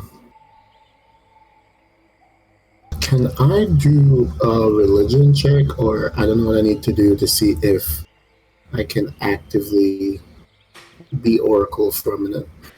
Actively be Oracle. You want to control when you Oracle? That's what I said. Can I? A big man thinks he can turn on the Oracle like a switch. I know. I specifically.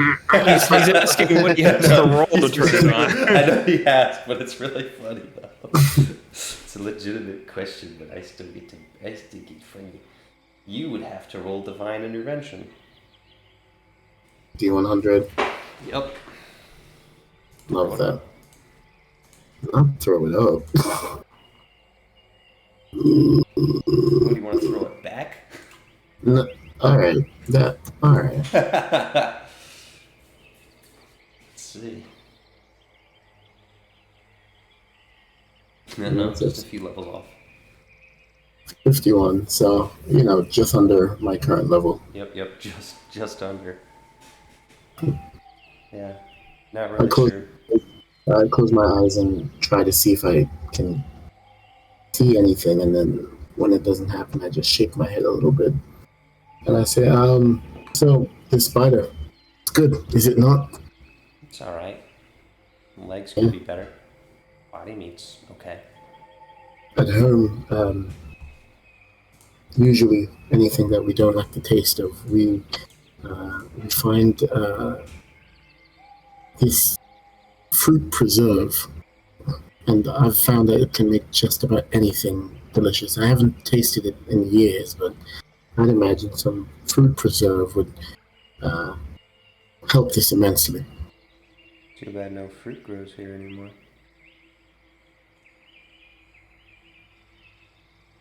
Yeah.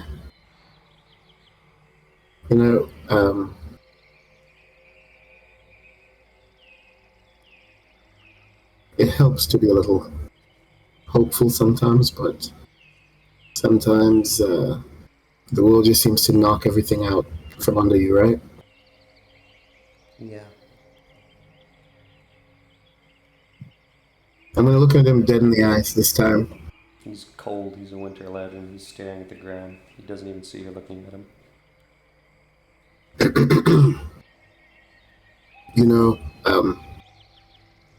I want to trust you. I want to trust you very much.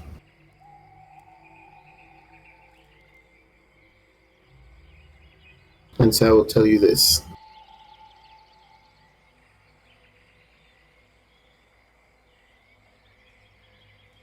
A prophecy can very much feel like a death sentence. And it's unavoidable, and you're destined to slam into it. But I found that in all of it, there's still room to wiggle, to wrestle. And as long as you have some level of hope, you can change fate.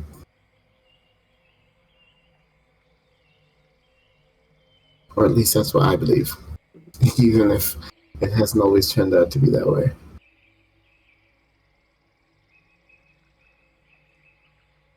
No response. And I'm just gonna sit and just be quiet with my own thoughts as well for the rest of the time. After like 10 or so minutes of silence, Riz kind of like He's been like completely motionless, just staring at the ground. He sits up straight, then he looks over to you. And he's slowly shifting to follow Adrian. And he just says, "You should go to sleep. Like, right now." Well, my 2 hours aren't up yet. "I can handle it. You need to go to sleep." That's forceful. Alright. I suppose. Sure. Let me get one of the others to take my space then. That works. Can I go to maybe? Yep. Sure can. Can I knock on the leaves of his lean-to? Sure. I'm just gonna like tap him on the shoulder.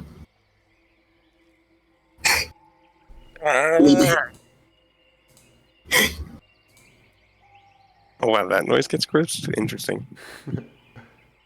Would you mind taking a shift? Yeah, that's what I thought you'd say. Is that a yes? Crawls out on all fours. I shudder. Oh, spider. Great.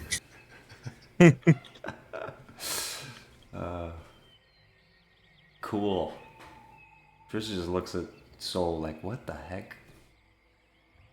I give him a thumbs up and go into my lean-to. Okay, great. Alright. You going to sleep? I'm going right for the legs. He's going right to The crunch is enjoyable. Frizz hands you the ones that he cut up a little bit. Just shoves them your way. You can have all 8 if you want. Didn't he already eat some of them? Nah, he like picked them around and then went, nah. Did I not have some? What did I eat? Did you eat the legs? I was chewing on something. Okay, well, then there's maybe like 4 or 5 legs left. I think they're gonna be gone. Shoot. I was having a good time. Yeah. Alright, so. Midnight snack of spider A little leg. bit of time passes, and White meat's where it's really at. okay, I'm just gonna say that's that. Frizz is just gonna look horrified and go, "I'm gonna get back to keeping watch." They have me here against my will. What? His mouth's too full of the white meat. Okay, he's gonna walk away again. Is that true? I think we just asked if you wanted to come and you came. He says that, does not take a bite. Instantly, his mouth is way too full to speak. Oh man, that's pretty good. All right, Wait. so. So he might have My said favorite yes, but creature. think about the situation he's in. Mm-hmm. The implication. Okay. There was no implication. Right, I was gonna say no. If you left in the woods. Con save. Dead? Constitution saving through. I mean, the only implication is that if you don't come along, Nick Newell, the person, does not get to play the game. All right. Would you like to choose to fail?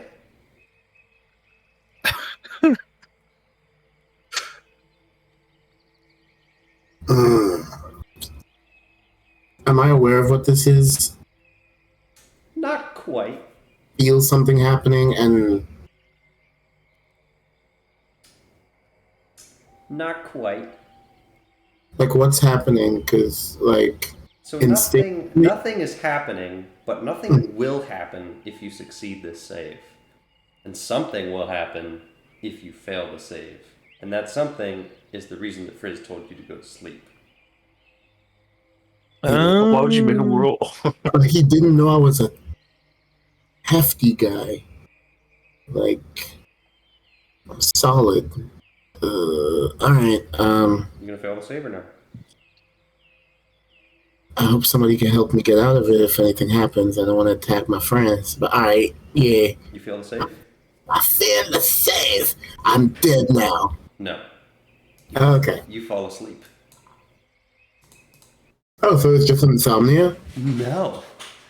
Just as you fall asleep, you seem You hear a clapping. you seem to wake up. I thought so. And where you wake up is in an Chicago. empty room. I should probably You're right hold next up. to the beam. I shouldn't delete the guys. I should move them. Hold on. Yeah, I'll imagine they're gone. Just imagine that they're not there. You're in an empty room. Zooms in. It seems to be a council chamber of some sort. There are chairs with labels of each member. Are you able to copy paste the chamber? Can I read it? Can I read it? Wait a minute, I can! Jacob, you brilliant buffoon! The select tool. It's the most Couldn't need powerful to call him tool a in the buffoon. game. Dream World. Yeah, but it's got to be like blue tinted. Can I steal anything? That's how you know it's in a dream. Alright, you're in this empty chamber. In front of you is what appears to be the desk of a judge of some sort. You don't recognize any of this. What you do recognize is the architecture is very clearly elven. And before you is a young-looking elven girl that steps down from the stand and circles around and then begins to talk to you in the middle in Elvish, which you speak, correct? Yes, I do speak. I just wonder, is there anything I can see, like any writing, anything, anywhere I can see, like I The can writing read? that you can read in Elvish are 9 names engraved on the seats around you. Give me them Jones. Okay. I will give you them Johns per your request. Siri. Grand Mediator, Theolen Vouchermeath. Grand Auditor, Leo Valden Alienelf. Grand General, Lucilius Venthad. Grand Treasurer, Galen Dumbledon. Grand Magician, Thasarlan Alienelf. Dumbledon. Grand Inspector, Malgath Halanth. Grand Speaker, Simar Stalthane. Grand Priest, Thaumas Halanth. And Grand Architect, Ryfon Alayar. Alright, so you'll just send that in front of me. No. You don't get to write it down. You're in a dream. Can I do an intelligence check, see if I remember them? Later. Participate in the dream, little dream baby. Alright, I'm this is very gonna be about participatory right now. opposite of the recording. Come back later. So, the young elf steps forward to talk to you. Does she look familiar? Not at all. No resemblance to anyone I would have met before? You better roll the highest frickin' insight or history, whatever you want, and it better be above a 20. Alright, it's probably not gonna happen. I'm just wondering. You're just wondering, yeah, huh? I'm just, can we go with faces or something? Oh, she was almost at 21. It's a 7. She's some chick. She's some chick. That's right. All right. Okay, this is where it gets funny. I don't know where the names are. It's the older one. What's the older one's name? Help. I don't have it written down. It's Vanessa. buried in messages. Nobody has the names written down. You wouldn't let us. John does. Was it Danae? I don't know. It's your character. Oh, I see. My character. What? It's When his did daughter. Where did you put the names? No, I sent it to you. I'm going to check and see if it is in my notes somewhere. I'm screaming. It's definitely. It should be under his pinned. Oh wait, I do have all their names. I thought I had it pinned, but I don't. Alright, I gave you fake names, and then I gave you real names. Did you find the real ones? Can you pin them? I shot. Yes, here they are. Pin them. It's Elion. Elyon, that's right. All right, pin that so I can reference it. Okay, the young elf maiden says, "My name is Elyon Alienoth. I am acting as a conduit for my father," and then she points to the chair, Grand Magician Thasarlan Alienoth. "We hail from the Kyril Plateau. You are Malachi de Lumiere, yes? Yes, and can I say this is the most participatory dream I've ever been in? Yes. My father would like to speak with you. I will simply be acting as his aide in this matter. He tried to contact you earlier, but could not succeed. And then we had an idea. And so, here we are. First, would you be completely honest with me? I'm actually married. I'm sorry. That's not what. Okay, so it's not that kind of dream. Okay, got it. Sorry. No. Yes, I can be honest with you. I. Loyal even in his dreams. Yikes. He's a wife guy. She says, "Are you still in the Feywild? Yes. Maywild. Have you done something to obscure your presence there?" I've not, but some of the magic I attempted to use it required more effort. So I suppose it must be an environmental. Environmental. My father is reaching you, as he knows you are a learned man, through a complex system of spells. The first of which was we had to relocate from the Cairo Plateau as he suspected environmental interference. After relocating, I was put into a trance, which let me walk into the Feywild. Once I was in the trance, I myself cast the dream spell so that I could, in the hopes that you would be slumbering, enter your dreams. Do you understand all of this? Like, his dream Malachi has pulled out like a notebook and is taking notes. Okay. We'll allow you to have a notebook. Alright, she says. It's on an iPad. So, I must tell you, the situation is dire. Xerxes has come upon our doorstep and seeks your head. And we need to know where your allegiances lie and what your plans are. It's really simple, Elion. Not with Xerxes. I could assume that, as did my father, but the situation is complicated. There are men and women looking for you, and they arrived on our doorstep as political dissidents. They are in our care, and they carry a message from Xerxes that requires us to take action. And your response to this meeting will largely determine what actions we can take. Okay, here's what I'm going to do. I had talked to Siobhan, and she did tell me who was going on to this mission. Mm-hmm. So, in the dream, am I able to do minor illusion? That is a fun little question that I will have to go to the spell description for to find.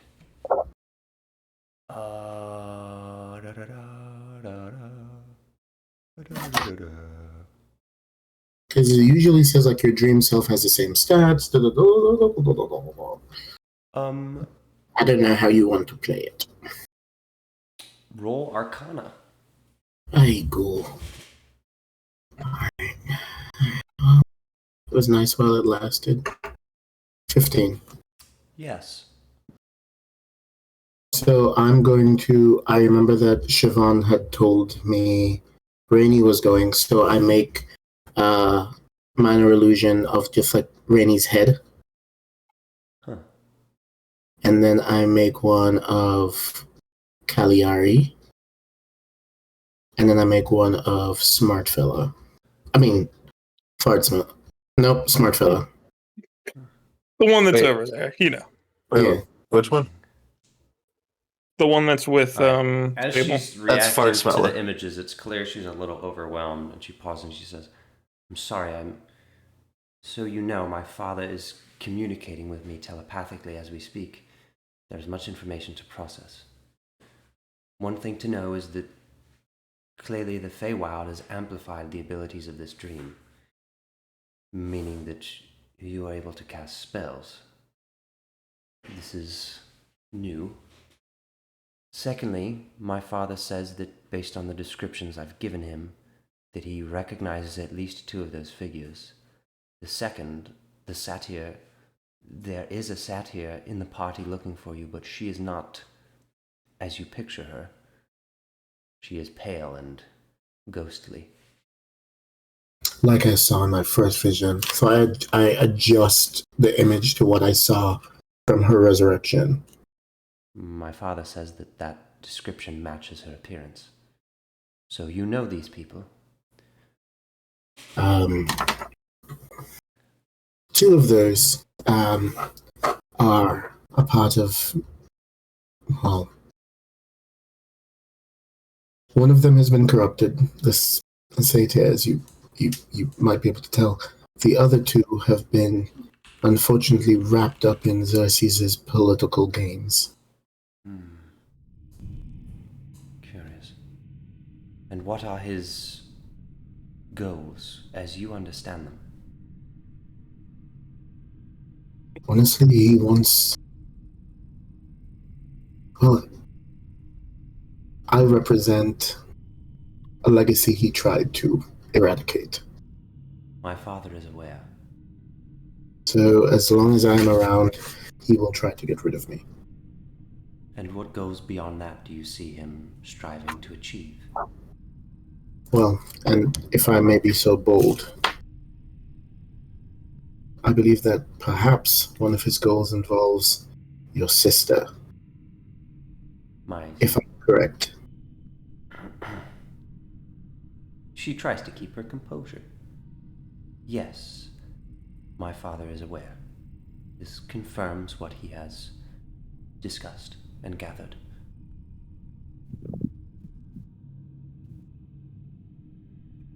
So if they're looking to come to the Feywild to get me,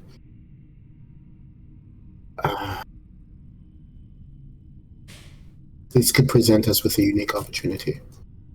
What kind of opportunity do you have in mind? I have wanted to ally with the elves of the Cairo Plateau. And why is that? Well, I was a member of the Sorcerers of Mayhem, and they've always spoken highly of the elves. Any other reasons? If anyone is going to stand up to Xerxes' magic, it will be the elves. My father says to tell you, bold. I've been known to be that way.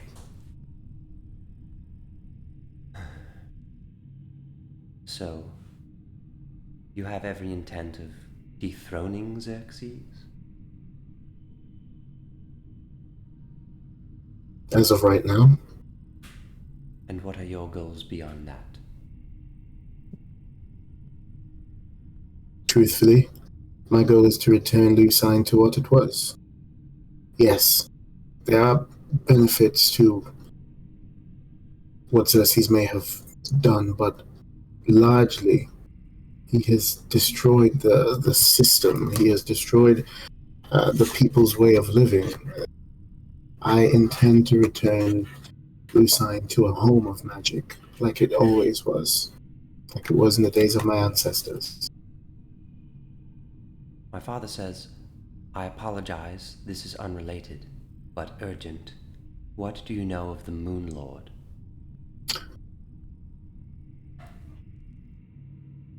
I have a friend who used to work for him. I think. You think? Yeah, he doesn't. He's under new management now. What does that mean? Have you heard of Gungi Bonking Blopple? I don't quite remember the name. I'm sorry, I didn't... My father says I don't know what those words are. John, you're evil. Make the name up. He didn't name I it. made the name, Brendan. It was me. Trevor, I'm you're the, evil. I'm the evil. Demon. Gungi Bomb King Blip Blopple Tup the Destroyer. Gungi Bomba King Blip Blopple Top Topalip the Destroyer. Yes. Not that you remember that. Yeah, no, Malachi. Yeah. does remember that. Anyway, Elyon. I just want to make sure my notes are accurate. And what do you know of the Moon Lord's power? I know that he's freakishly powerful. Do you know of what school of magic he possesses? Or studies under? No, unfortunately, I don't know much. I know that there were... He banished... Would I even know this? I guess I do have the memories from... I know he was able to banish people to the Shadow Realm, Shadowfell. I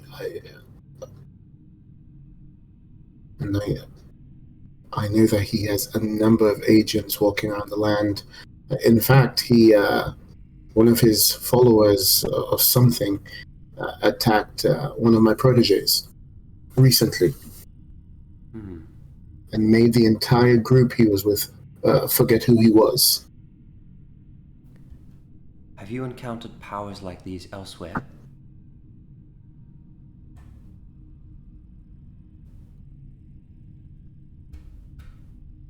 No, not that I know, but no, not that I know of. And truthfully, the Moon Lord is on my radar, but Cersei's is Radar? Only the Nation of Steel has that. He's in my scope. There you go.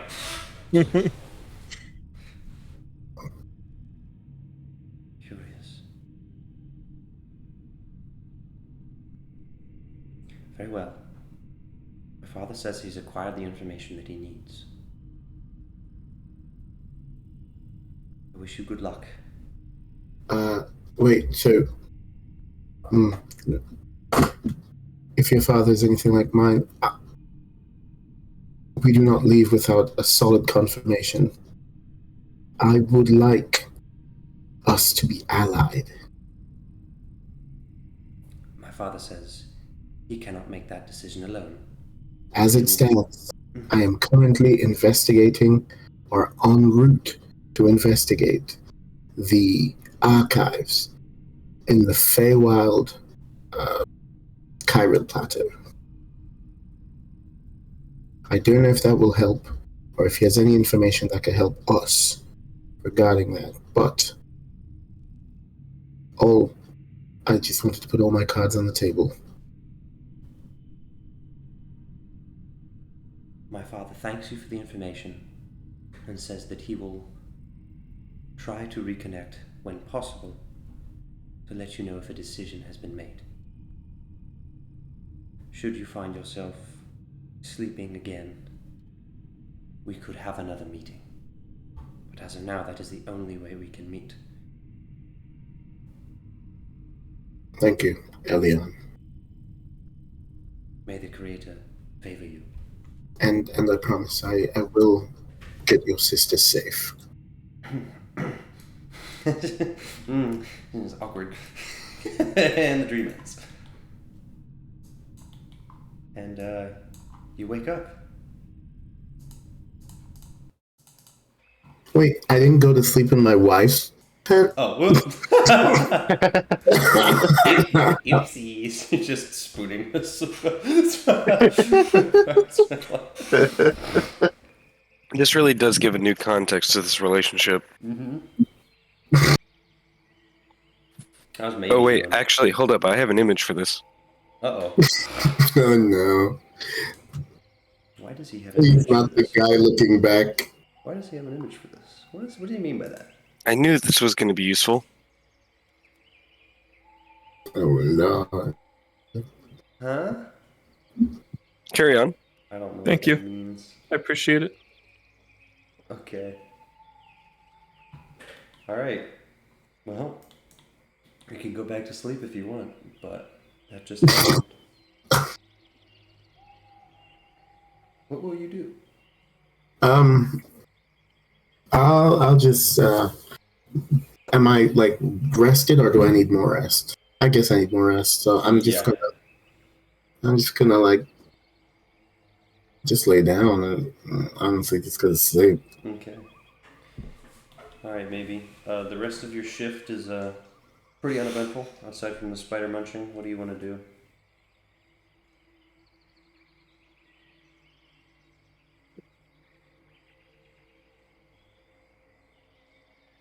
Maybe. Roll for spider indigestion. Oh, I rolled a nat 20. So either it's super digested or he literally died. One of the two. then he died. Alright. He, What he are you died, doing? but he does that thing where spiders do, where He releases a bunch of Graduate babies and they scatter across the floor. oh, it was more like the legs like close in. He like becomes as small as possible. I see. Alright, so what are you doing? Your shift is over.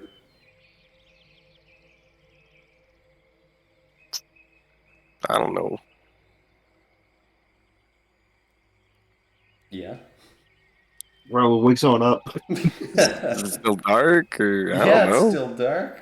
I don't know any of these people. We got another shift to go. Yeah, but does he know that? Yeah, I like don't know. I'm barely a creature. So what do you do, barely a creature? Do what you're gonna do. I'm going back to wizard WWGG. where I was. Okay. Yeah, I saw you bring the spider. What are you trying to say? Does he bring the spider? I might Do bring you? like a leg. Do you? Okay. Got any legs left? Might bring a leg. Just for, you get a little hungry in the middle of the night. You're like, I might take a little leg. A little crunch, crunch. A little. I'm gonna poke Alright. the wizard. You're gonna poke wizard. Wizard.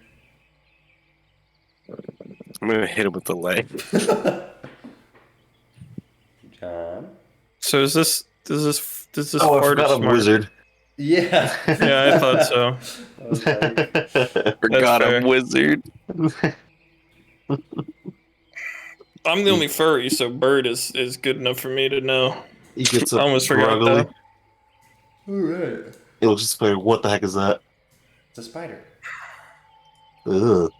It's mostly eaten at this point. There's not much left, but if you want some, you can feel free to scrounge. Okay. No, I'm good. So, wizard, what spells can you cast? Oh, well, far away from the mic. Not too much. I'm pretty good at magic missile, but everything else was taught to me by Mr. Malachi over there. You know anything about acid? Acid? Acid. No. So you don't have any acid-related spells? No.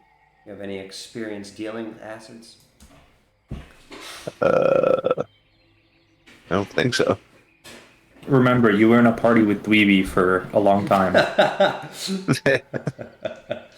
Mm-hmm. Curious. What about Maybe like chemistry class. chemistry? Interesting. Alchemy class. Yeah, there you go. Alchemy class. What about fire? You play with fire? No, but quite the opposite, really. You play with water? No, he taught me Ray of Frost. Oh. Interesting. What other elements do you have control of? I can make like a little like light orb. I mean that's about it. Besides magic, I really like magic missile. I like that. That one's fun. Uh-huh. And you killed a dragon? No, not me. Ah. We were in like a big group. There's like 400 of us or something. I don't know. I was just kind of in the background when they were doing their things. No, like 6 guys did it, but we were all adjacent, I think. 6 guys. Interesting. Like I think the guy who did like the killing blow, his name was Private Parts. Strange name. No, it's not.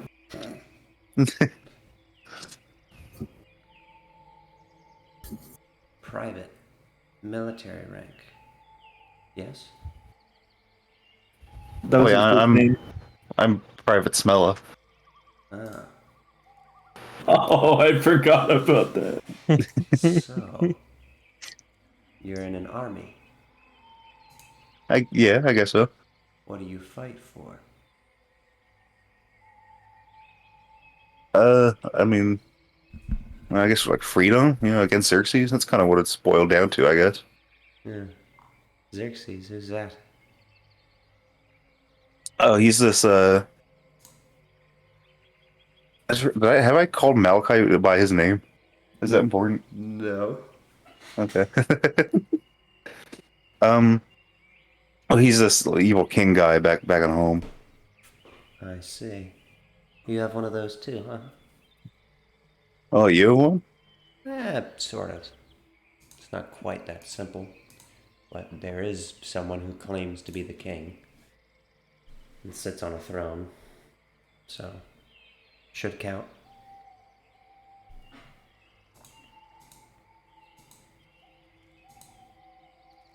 Yeah, he's this like, big evil guy. Evil dictatorship-y. You know the works. Yeah. I know the works. I think it's a little bit nuanced. Like some of our guys know him more than just him being evil, but I don't know. I'm just a guy. Mm-hmm. I'll just get a paycheck, man. What do you want? Interesting. How long have you known Soul? How long has it been?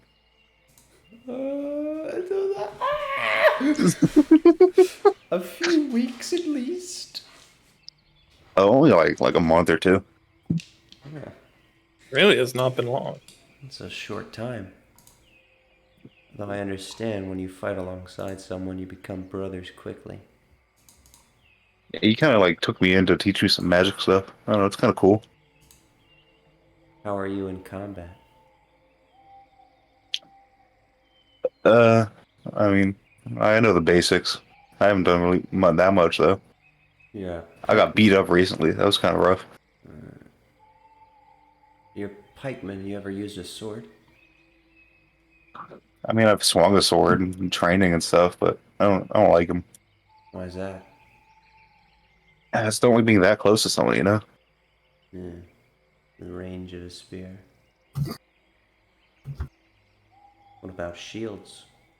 Bows? Oh, I suck with a bow. Yeah.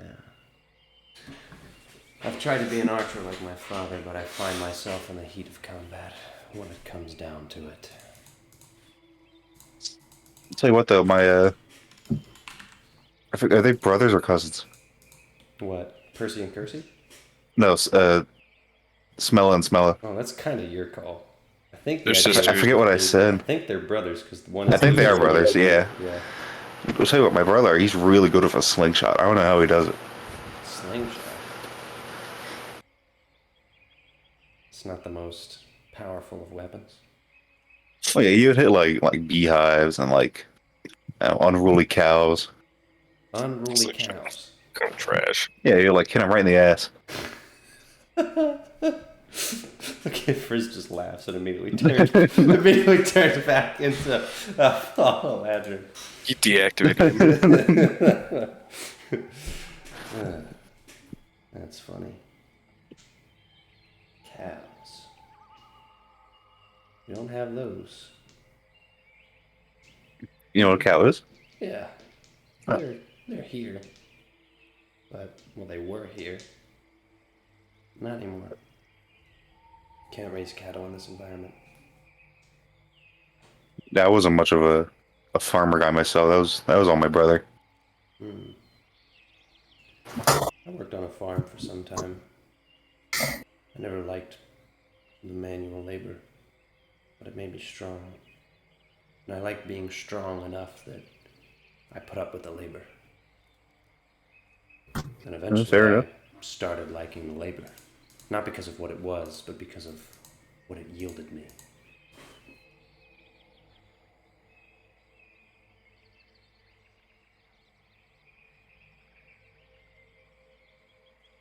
My I grew up on a huge farm. Like, my dad owns a lot of farmland, Mm. Rich? but you say so, but I guess I was never my dad's favorite. Like, my brother got all the attention, but then I guess that kind of like forced me away a little bit. So I went to school with the little money he gave me. I just kind of, I don't know. It's complicated. What's it like having a brother? He's cool, I guess. We're not alike at all. You can't really tell our brothers, but unless we're standing like right next to each other, Yeah. I mean, he's in the same army as us.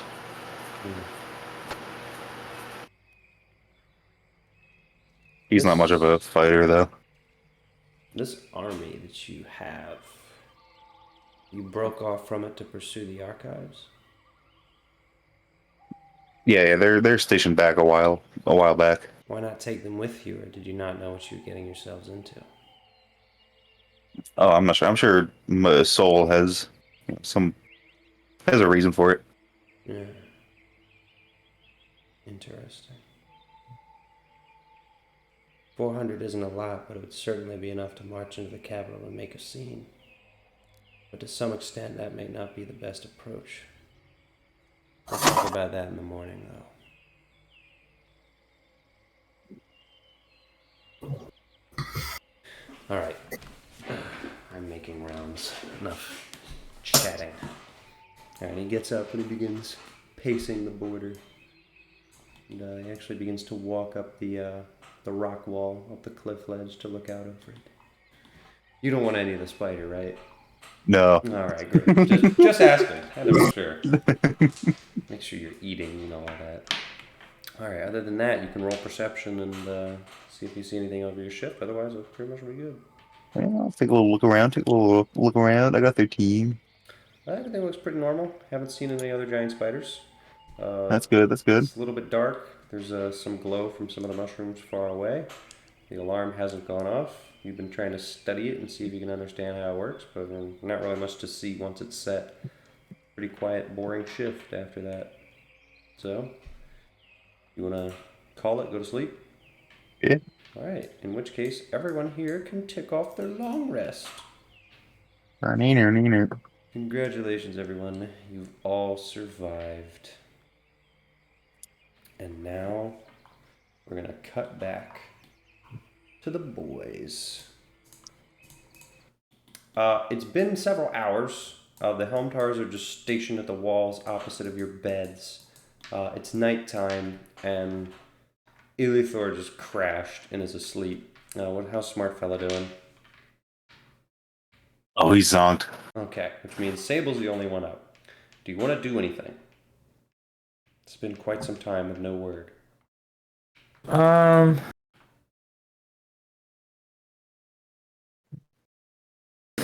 don't really have anything to do. Okay. I'm gonna walk towards the door. Okay. You trying to look out? Because there's no funny lookout hole. No, but I'm just gonna jingle the door handle. 'Tis locked. I'm gonna look at the helm door. He's immediately walking up to you with his arms crossed. Is he doing anything? Like, No, he's just staring at you disapprovingly. I'm gonna jingle the door a little more. He taps you on the shoulder. Alright, then I walk away. Yeah, he goes back down. Alright.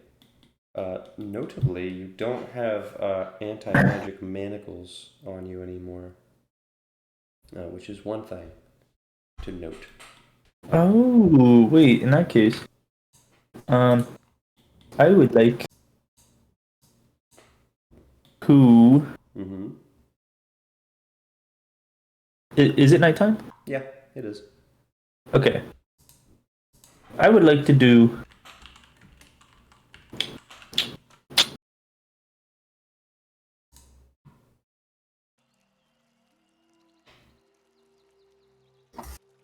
um Uh-huh. locate object. Okay. What object are you looking for?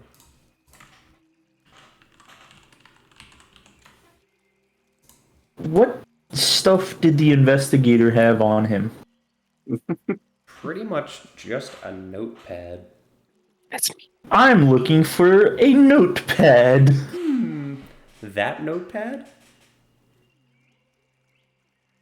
Yes. Interesting. You sense that it is in the direction of the council chambers. How long has it been since I've been taken to my room? Probably like 2 hours. He just like left on the podium.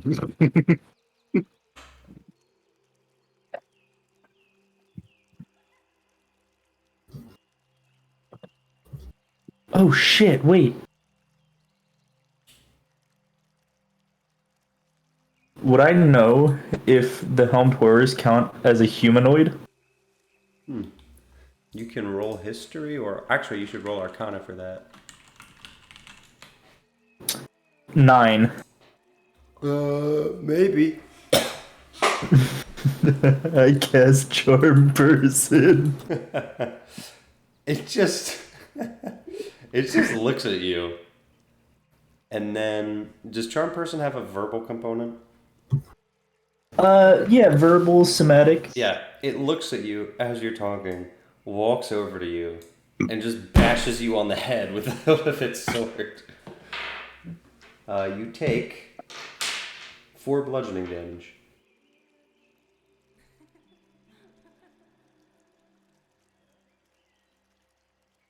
Why would it bash me on the head? Because you just tried to charm it. How would it know? That's your problem. In terms of the logical answer, you just spoke, moved your hands, and attempted to charm it, and it knows what magic is. So, I mean, yeah.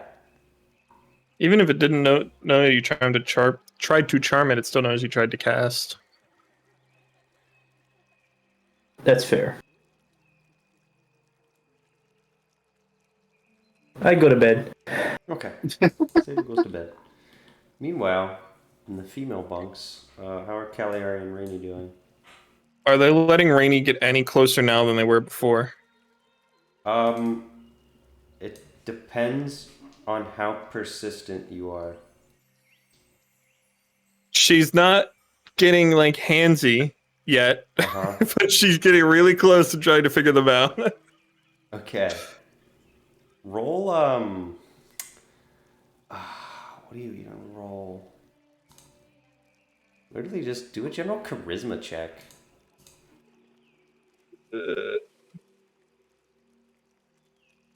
Hey, 14.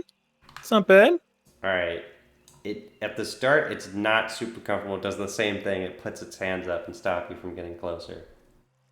And then it realizes you're just looking out, so it gets a little bit less concerned.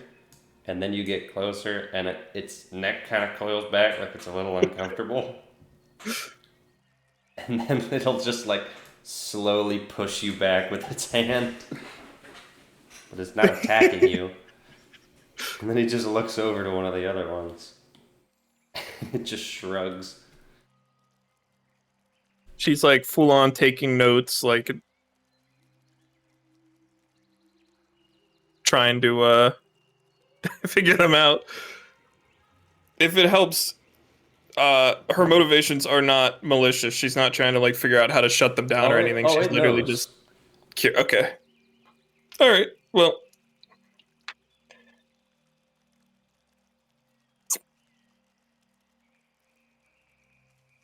Ravenna is staring at you, by the way.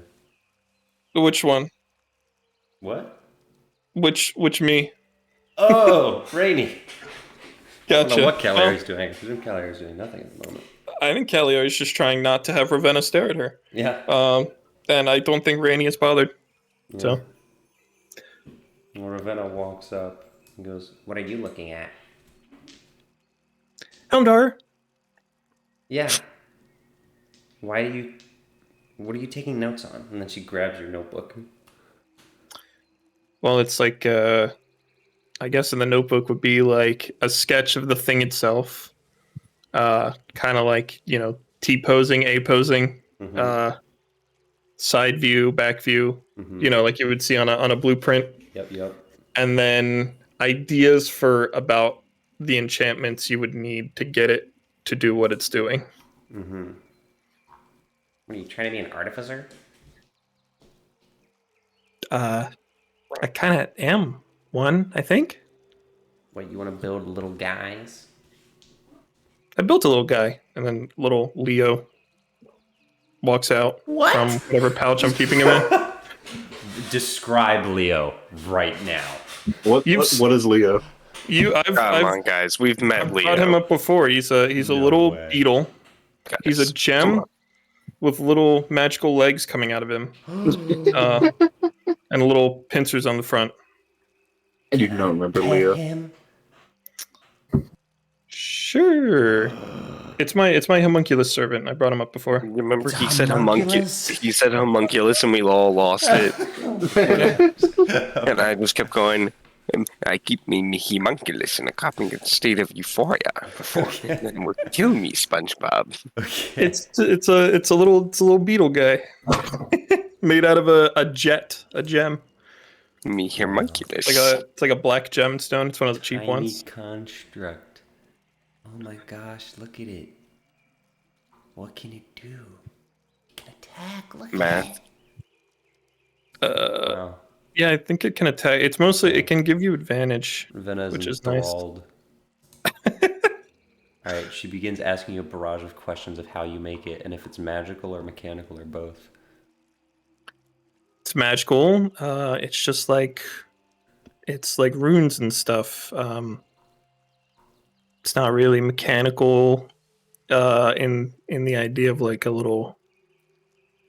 What I know what clockwork is, I guess not. It's not. It's not. There's no real mechanical parts. There's really the gem, and then the rest is just magic. It's rune work and little enchantments working together. Huh. What happens if I do this? She casts Dispel Magic on it. I really don't know what that does. Choose one Villager creature, homunculus. object, or magical effect. Any spell if they're lower ends. Any spell first, blah, blah, ability check. Spell ends. It says object, but then it just says spells. I don't know if it would be affected or not. I'm trying to read its stat block to see if it would be. I don't. I can cast think mending on it to fix it. I think can. it starts going on a kill spree now that it's been released from its constant state of euphoria. It might just stop working until I can fix it tomorrow, which would be annoying of her to do, but. Hold up. Dispel Magic. I'm reading. Alright, he goes inanimate. Oh. Well, when you do that, that means I'm gonna have to fix it. How hard is it to fix? It'll only take a night. I need the blood of a child. Cool. Well, that's great. So, what I'm going to do is this. And then she casts a spell magic on the Helmtar. And I think this will work. If it doesn't, she's going to have a great time. Well, I do this. Shoots Rainy directly in the head. Just slides a knife between my ribs. Okay, so here's where it gets funny. Helmtar has spell immunity to 3 spells chosen by its creator. One of the spells is Dispel Magic. Nice. Yikes. Immediately attacks Ravenna. Gets a crit and a 17 and deals a total of 12 plus 7, 19 plus 8, 27 points of slashing damage. Whoa! And Ravenna's face is like completely carved up. And she backpedals and goes, Bastard! Made it immune to dispel magic.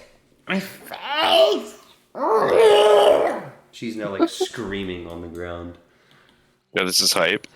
Thanks.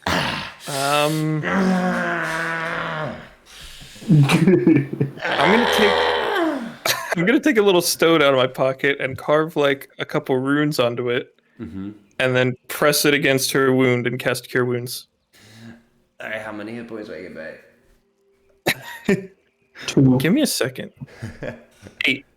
8 out of 27? I'm a 3rd level artificer. All right. She just said, We're like half that casters. barely fixed anything. The Grimace Shake doesn't exist in this world. There is no potion strong enough. There's You a- broke my thing. I don't know. I don't have that much magic. I'm not like a, not a wizard. you know? Yeah, clearly. Because I'm guessing that means you can't stop this either. And she shoves you. That wasn't a spell. Hold up. No, it's a spell. I just gotta go pull the spell. Hold on, let me bring up the spell. This is the spell Shove. You take 6 brilliant damage. Kill. No, it's just. I gotta roll the hit. This is the second time he uses Power Would Kill on a character. No. What's your AC? 19. Are you wearing metal armor? Oh, it's Let me Chucky Fingers, check. his favorite thing. It's a breastplate. It's metal though, right? Oh, God. Yeah. All right. Guess what? It doesn't matter because the hit doesn't land. Also, are you immune to lightning damage? Yes. I'm resistant. It Also, are you blue? He would have done. He would have done lightning damage, but it just completely disseminates through your body. And Ravenna goes, "Oh, okay. So you can deal with. Okay. Well, that was disappointing." I don't know. I should have made that clear, so I waste my time. Okay, fine. Anyway, then I guess you can't deal with this. And then she shoves you. And this time, we're going to roll the hit again. And she misses again. Whoa, she sucks. This is hilarious. Embarrassing. I'm gonna. She really has like a princess character and then goes, damn, my princess character can't kill people. I have a lightning launcher She actually built into my misses. gauntlet. I'm gonna zap her with it. Okay. Well, are you going to roll the hit?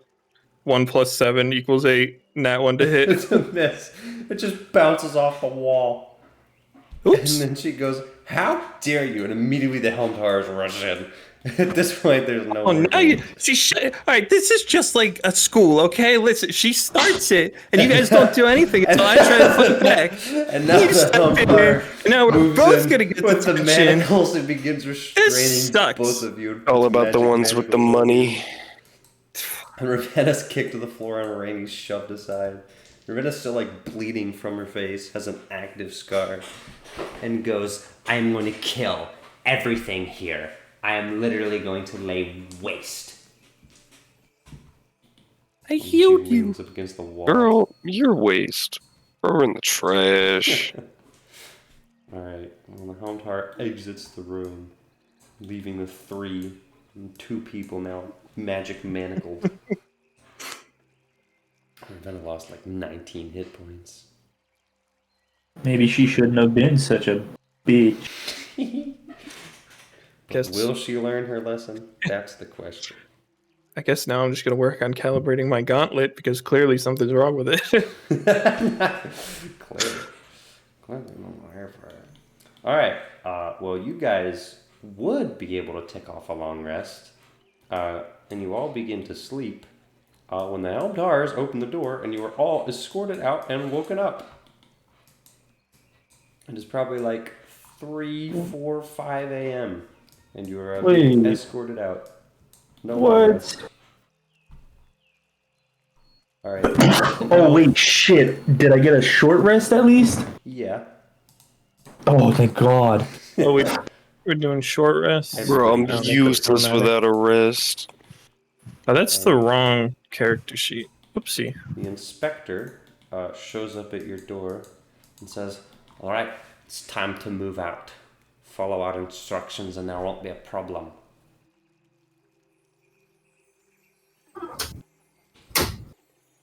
I don't like you. Too bad. All right. Are you complying with the Helm Tars escorting you out and waking you up? Yeah. Yes. Okay. See, we follow the rules in the boy room. The boy captain follows the rules. Did we hear a scuffle in the room next door? Absolutely not. Really? Uh-uh. Are you sure? We just hear nothing and then a meaty whack. Them's just thick walls. A meaty whack and then just a. But I have good perception. Uh-huh. Yeah, the walls are made of meat. What do you want? Alright, you three are escorted back into the room, and shortly after, same thing happens in the girls' room. Are you guys complying? My two characters are. Okay, cool. Ravenna is extremely annoyed, but also just got, like, murdered by the Helmed Horror, so is just scowling and talking under her breath while she's escorted forward. And as she comes out, it's clear that she was slashed right across the face. Looks like her nose is broken. It is not good. I am snickering. The Grand Prix, she scowls at you like actual death glare. The Grand Alright, Priest where's the clip? walks up and heals her and fixes her face, and she spits on him, and he just looks down and wipes it off of his garment, and then under his breath says, "You're welcome," in Elvish, and then walks away. There are no more chairs at this point. You are all in the council room, flanked by your Helmed Horrors, which I need to pull in here. It is like probably 3 a.m., so y'all got maybe like 2 to 3 hours of sleep. So y'all doing great.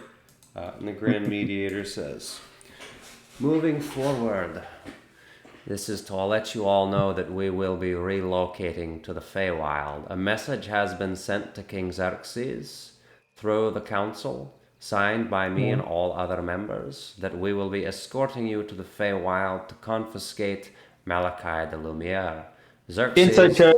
will not be traveling to the Chiral Plateau, but instead we will be escorting you to complete your mission. I don't Is trust this these motherfuckers. understood?" Can I inside check? Yes. Oh, God fucking damn it. Never mind. Okay. Well, let's see Yeah, what you got. Oof. Ugh. The Mediator is very, very hard to read. That is not true. All right. Okay. It is apparently. The dice don't lie, Brendan. So L plus ratio. I must be too busy laughing at Ravenna. Ravenna speaks up in Elvish and says, "You think my father will accept being denied entrance to the Feywild?" Grand Mediator says, "Yes. We will complete his mission for him. If anything, he should be grateful that we make an alliance with him, and we will swiftly achieve our goal so that we can move on to greater threats. Regardless, you will be witnesses to our crusade. Is this clear? I require an answer from all of you." I presume Yes. Saruman cast the spell as well, so you can understand. Yeah, I was gonna say, can we understand this? Yeah. He did the thing. Sorry, I must have misheard. I don't think I caught all of what you said. Can you repeat that, please? Yes. Xerxes will not be traveling to the Chiral Plateau. We have sent a message in regards to the entire council, signed by each and every one of us, that we will be completing the mission as a crusade against Malachi de Lumiere. Eliminating the threat quickly will allow us to stabilize our relationship with King Xerxes and quickly move on to greater threats as requested. Is that clear? Okay, so you said King Xerxes is gonna meet us in the Feywild. No. King Xerxes will not be entering the Feywild. It is restricted. Only elves may be able to enter and exit the Feywild according to our customs. Sorry, what's the issue with Malachi? Why is he your enemy now? The council decided. He's lame. Just didn't vibe with him. All right. I mean, I worked with him. Do you have any, like, are you unclear about something? You seem, I don't... If you have any objections, you may be free to express them, but your participation as witnesses to this event is not optional. Well, I just thought, you'd be at worst neutral to him. I didn't think you'd actually be against him, You hear a voice in your head, and I'll just DM you. Where are you? When's the last time I DM'd you? Oh gosh, I gotta scroll down. I'm gone forever. Hello. The voice says this. Just yeah, it was too late. I already got it. Great. So the All right.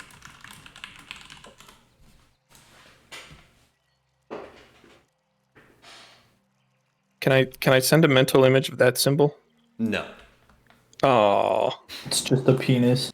That is not what it is. I send :OK_hand:. That works. All right. Does anyone else wish to express their objections or opinions before we carry out this mission? Oh, so you said all of us, including the group I am traveling with, is going to the Feywild to carry out this quote-unquote mission of yours. That is correct. Who are you sending? The envoy. You'll meet them soon enough. You've met many of them already. The Helmed Horrors, as well as the Animated Armors, and some of our elite spellcasters. If you don't mind me asking, how many? Enough. Well, as somebody wise as 1,000 years has once said, how can you prove what you say to be true? You'll see it to be true soon enough. As I stated, you do not have an option in this proceeding. Things will be done as dictated by the council. Your opinion will be recorded, but you do not have a say. I so desperately want to say something, but I'll hold my tongue. Okay. Are there any other comments? Yes, you didn't agree to my father's terms. And don't assume that everything's going to work out because you want to do things the way that you want to do things. My father's a powerful man, and you may get this done, but don't think we'll be buddy-buddy. You can't pull one over on him. That wasn't a question. Just cast a spell on her and she starts going wah wah wah wah wah wah wah wah. Charlie Are there Brown. any other comments? Wah wah wah. In which case, gather your things and prepare to depart. Many of your items which were seized will be returned to you at a later date and will accompany you to the Feywild as dictated by Grand General Lucilius Benthad, who will be joining you on this mission. Alright, the Grand General walks up and says, all of you are with me now and under my control. And don't think that I won't kill you if you get in the way. You're under my control, and that means if you jeopardize this mission in any way, I will not hesitate to end your life. You're political dissidents, you're not my friends. and you're not my soldiers, but you are under my command. Is that clear? Yes, sir. Yes. I don't like your tone. That's too bad. You're gonna have to learn to love it. You sound like the Grumpy Space Princess. How dare you? Malumps. Love the Space Princess. Alright. We're moving out in less than an hour. Be ready. Your helm porters will escort you as well as some of the other men on our mission. We will depart from an undisclosed location. Be ready. Alright. Council sort of disassembles. You guys are all reassigned your helm towers, as well as a bunch of animated armors that flank you in formation. And you're actually taken back to the funny little holding area that you were in when you first got here. That I don't know if I have a drawing of it, so I'm just not going to draw it. But it's where you are. I think, isn't that it above the cells? Yeah, I think that's it. Yeah. You're taken back here to wait. Wow! And so, Man, wouldn't it have been crazy if they just insta-killed Ravenna, like, right there? Yeah, that was it. Would have been crazy. Alright. Now, this is where things get funny. Afterwards, who gets this job?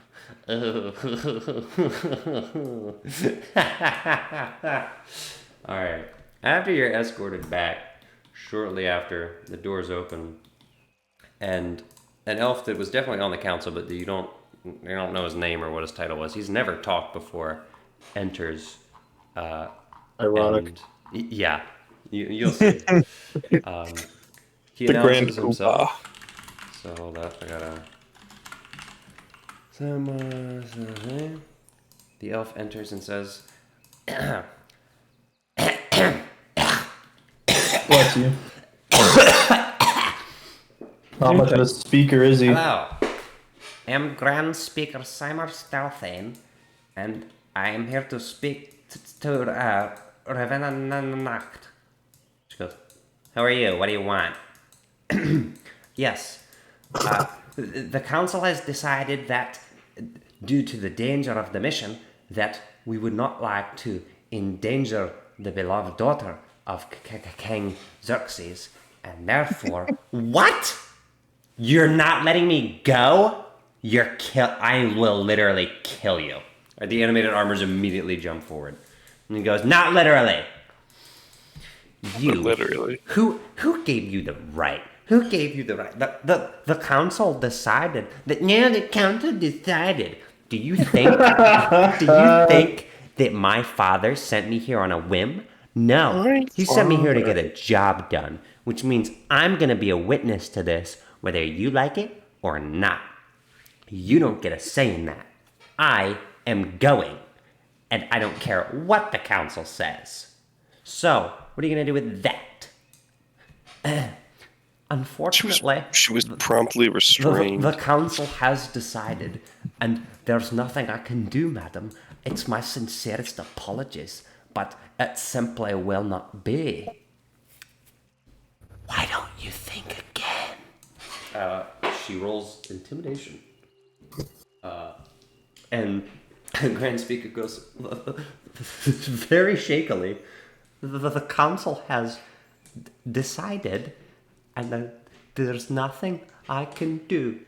And he timidly looks at her, to praying that'll do it.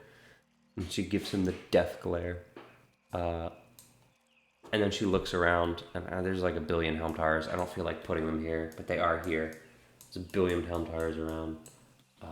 She looks around, evaluates her surroundings, and says, "You're lucky you have protection this time, Simar." Ooh. And then she whispers something in his ear. And he goes, "Oh! he runs out the door. Then she walks back. He says, "Can you believe these people? Who do they think they are? The entitlement of some of them, thinking they can order me around like I'm just some girl." I mean, we are our prisoners. You might be, sweetheart. You're in here with us. Was that Cagliari? Yeah. Ravenna walks up to Cagliari, gets uncomfortably close to her face, and says, "No, you're in here with me." It's kind of cringe. All right. Can we do like a quick save real quick? I want to see them fight. Let them fight. She's walking circles around Cagliari going, "You think just because we're in the same place that we're the same? You think that just because I'm here and you're here that makes us equals, do you? You're a killer. You're a little ashamed of your past, aren't you? Did something happen? Did someone try to do something?" I'm really not that bothered by it. Oh, aren't you? Or are you just putting on a mask? He's talking to a zombie.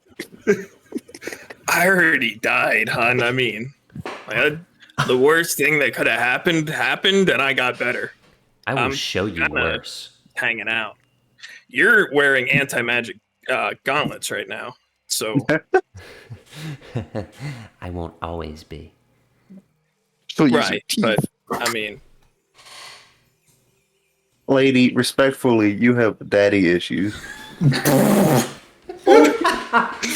Well, that's pretty. I was not expecting that. What did you say? Sable has lost composure. I'm sorry. Do you want to repeat that? Oh yeah, I said, lady, respectfully, you have daddy issues. Sorry, I have an accent. You have an accent. You sure do, little guy. Is it because you didn't do too good in school? Did your daddy send you to the military so you could die like a loser? Oh yeah, but I haven't died yet. Yeah, but don't worry, sweetheart. There's That always was his goal tomorrow. specifically. Daddy issues? You think I have daddy issues? Do you think your father even cares that you're a political prisoner? Brother. Well, actually, yeah, my daddy loves me very much. Yeah, we get along great. When's the last time you talked to him? I don't know, 2 months ago. Ah, a loving father who you haven't talked to in a sixth of a year. And then she does the math in her head. And then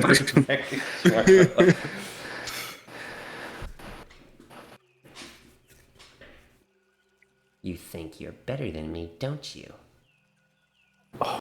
Well, no, you're like, fancy and rich and stuff. Uh-huh. I think we can be equals if we want. I don't know. We're not going to be equals, sweetheart. And guess what? My daddy loves me too. And my daddy knows your name. And your daddy's name. Oh yeah, he's I mean, it's a pretty well-known name where I come from. He owns a few farms and. Okay. And if I tell my daddy you were mean to me, all of a sudden it won't be such a well-known name, will it? I think it's time for me to step in, Ravenna, as your chaperone of this excursion. Uh-huh. It has come to my attention that you really don't know your place. Don't I? Please tell me more, oh Grand Inquisitor.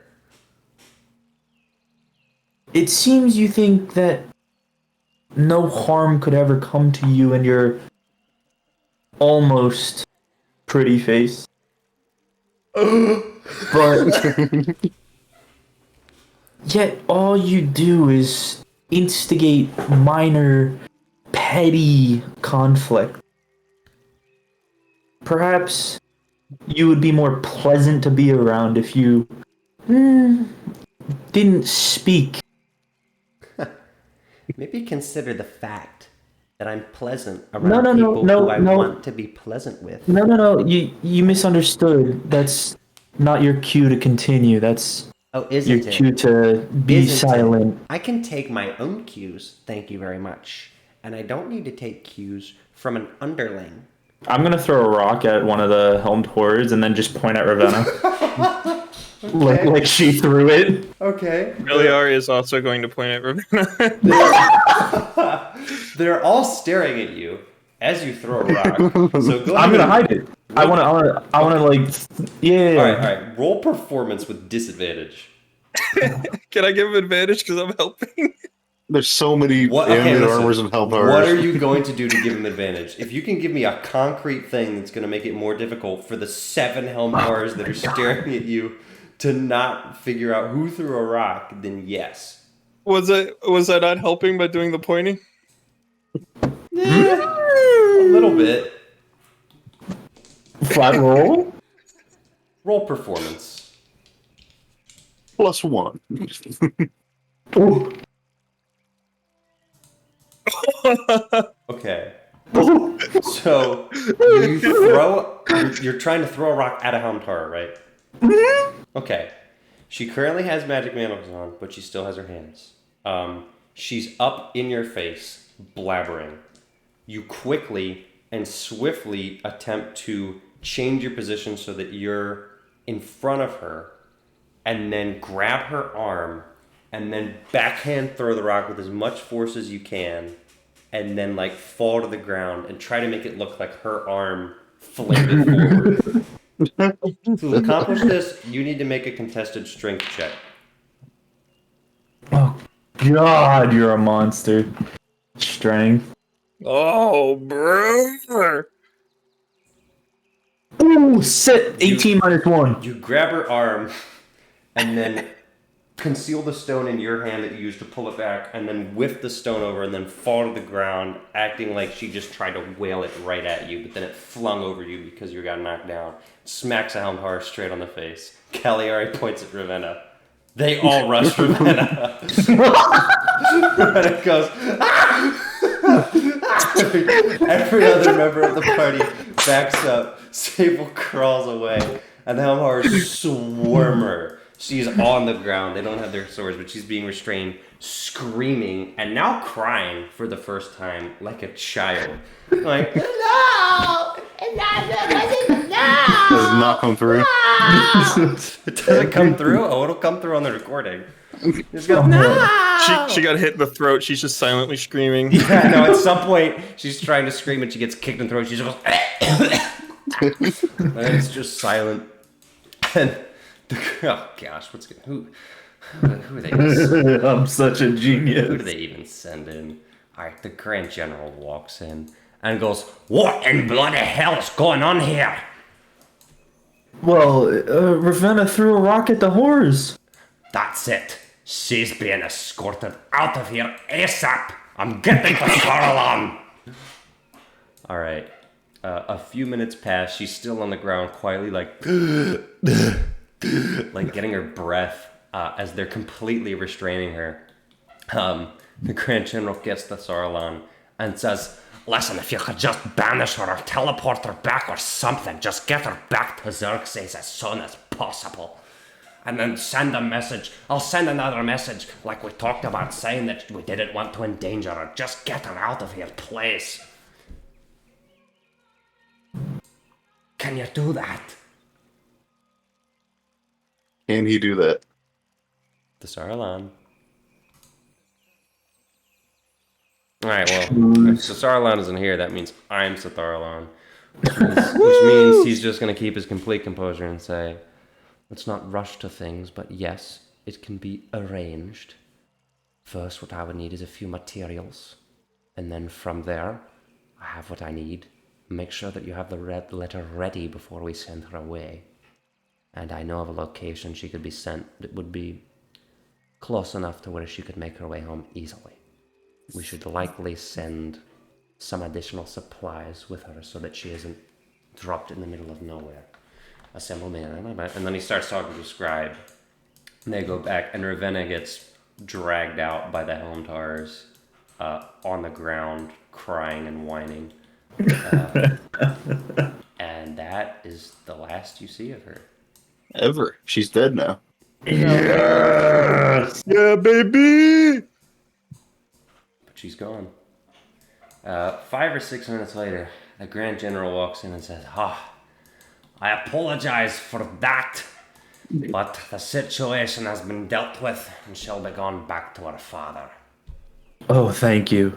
It was terrible. She was such a Yes, vicious child. she would have jeopardized the mission. Now, Are you guys gonna try the whole hostage trade thing?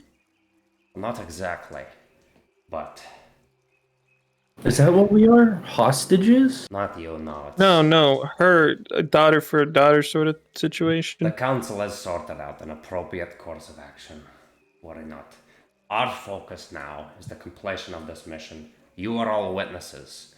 Sable, you are the most important as you are the one outside of Ravenna entrusted with this mission, which means that your word is gold. Everyone else, you're here as bolstering witnesses. But Sable, you're here to testify as to what happens on this mission. So, in that case, we're ready to depart on our end. The Sarlon has been sidetracked, obviously, but we're ready to roll. How are you all on sleep? Very low. Smart fella's been sleeping for like 20 hours straight. Alright, smart fella, take off a long rest. You've got it in at some point. Elithor's fine because he's an elf, which means it's just Sable. Caligari doesn't sleep, so I think it's just Sable and Rainy. Yeah, Rainy needs her spell slot back after she healed her. Come on. Alright. Well, the Grand General says, alright, well, we may be able to arrange for some rest during the transit, but not much. We have some vehicles we will be taking, but time will tell as to how things go and how quickly we can move. This is not as well planned out as I would have liked, but we need to move swiftly to act. Our information is already old, as you pointed out, so we have a lot of work to do. Alright. This I'll much be is back in 5 minutes. The last of my preparations should be done. We'll get you any equipment that you can, but you aren't approved to use your full weaponry. Like I said, you're rolling this as witnesses and you're still under my command. Is that all clear? We are not permitted to use our own weaponry. Not as of now. The authority to give you that has been rested in me, and I'm not yet at a place where that's acceptable. At least not Okay. yet. I can understand that, but in the case where we need to defend ourselves, will we be allowed to? I plan on it. The Feywild is a dangerous place. I just need to know that none of you are going to turn against us. It would be detrimental to both of us. We need to take the Feywild extremely seriously. From what the Sarlon has described, we are in for quite the journey.